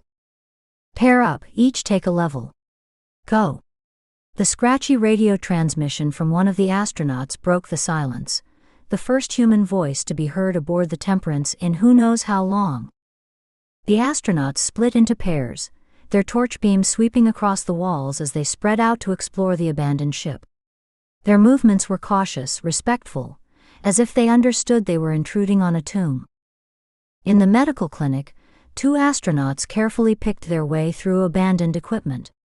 One entered the bathroom, the beam of their torch revealing a space frozen in time, waiting for patients who would never arrive. The command center, once the brain of the ship, lay silent and dark. 2 astronauts entered, their torch beams competing with the faint light of a distant star that filtered through the viewports. Banks of computers stood mute, their screens dark, holding secrets of the ship's final days. In a service corridor, another pair of astronauts turned a corner, their torch beams illuminating a sign, "Cryogenics, passengers." They shared a look before pushing open the doors. The cryogenics bay was a chamber of horrors. Rows of sealed freeze units lined the walls, each a potential coffin. An astronaut approached one, shining their torch through the glass front. Inside, the desiccated remains of a human being stared back, a grim reminder of the ship's tragic fate. Across the room they found freeze units with smashed glass fronts, empty and violated. The implications hung heavy in the air, unspoken questions about what desperate acts had occurred here. In the kitchen galley, the explorers found more ghastly evidence of the Temperance's final days. Inside an open fridge preserved by the vacuum of space, lay a human forearm and hand on a white plastic tray. The astronaut who made the discovery stepped back, the horror of the situation sinking in. Finally, in the pod station, an astronaut circled Pod 5, its Roman numeral still visible on the side. With trepidation, he opened the emergency panel and triggered the hatch release. As the hatch swung open, his torch beam revealed the pod's interior. He froze, the sight before him momentarily overwhelming. "Captain," he called, his voice shaky even through the radio, "I think you're gonna want to see this." Inside the pod, illuminated by the harsh torchlight, sat 2 desiccated bodies. One was curled up, its head resting in the lap of the other. Even in death, they remained together, a final, poignant tableau of love and sacrifice. As the astronauts gathered to witness this last chapter of the Temperance's story, the ship continued its endless journey through the cosmos. Its mysteries, long held in the silence of space, were finally being unveiled. The tragic fate of its last inhabitants, Ma and Kel, was at last known, their story of survival, love, and ultimate loss now part of the ship's legacy. The exploration team stood in respectful silence, bearing witness to the end of a journey that had begun generations ago. As they prepared to document and retrieve the remains, the Temperance seemed to sigh around them. Its long vigil finally concluded.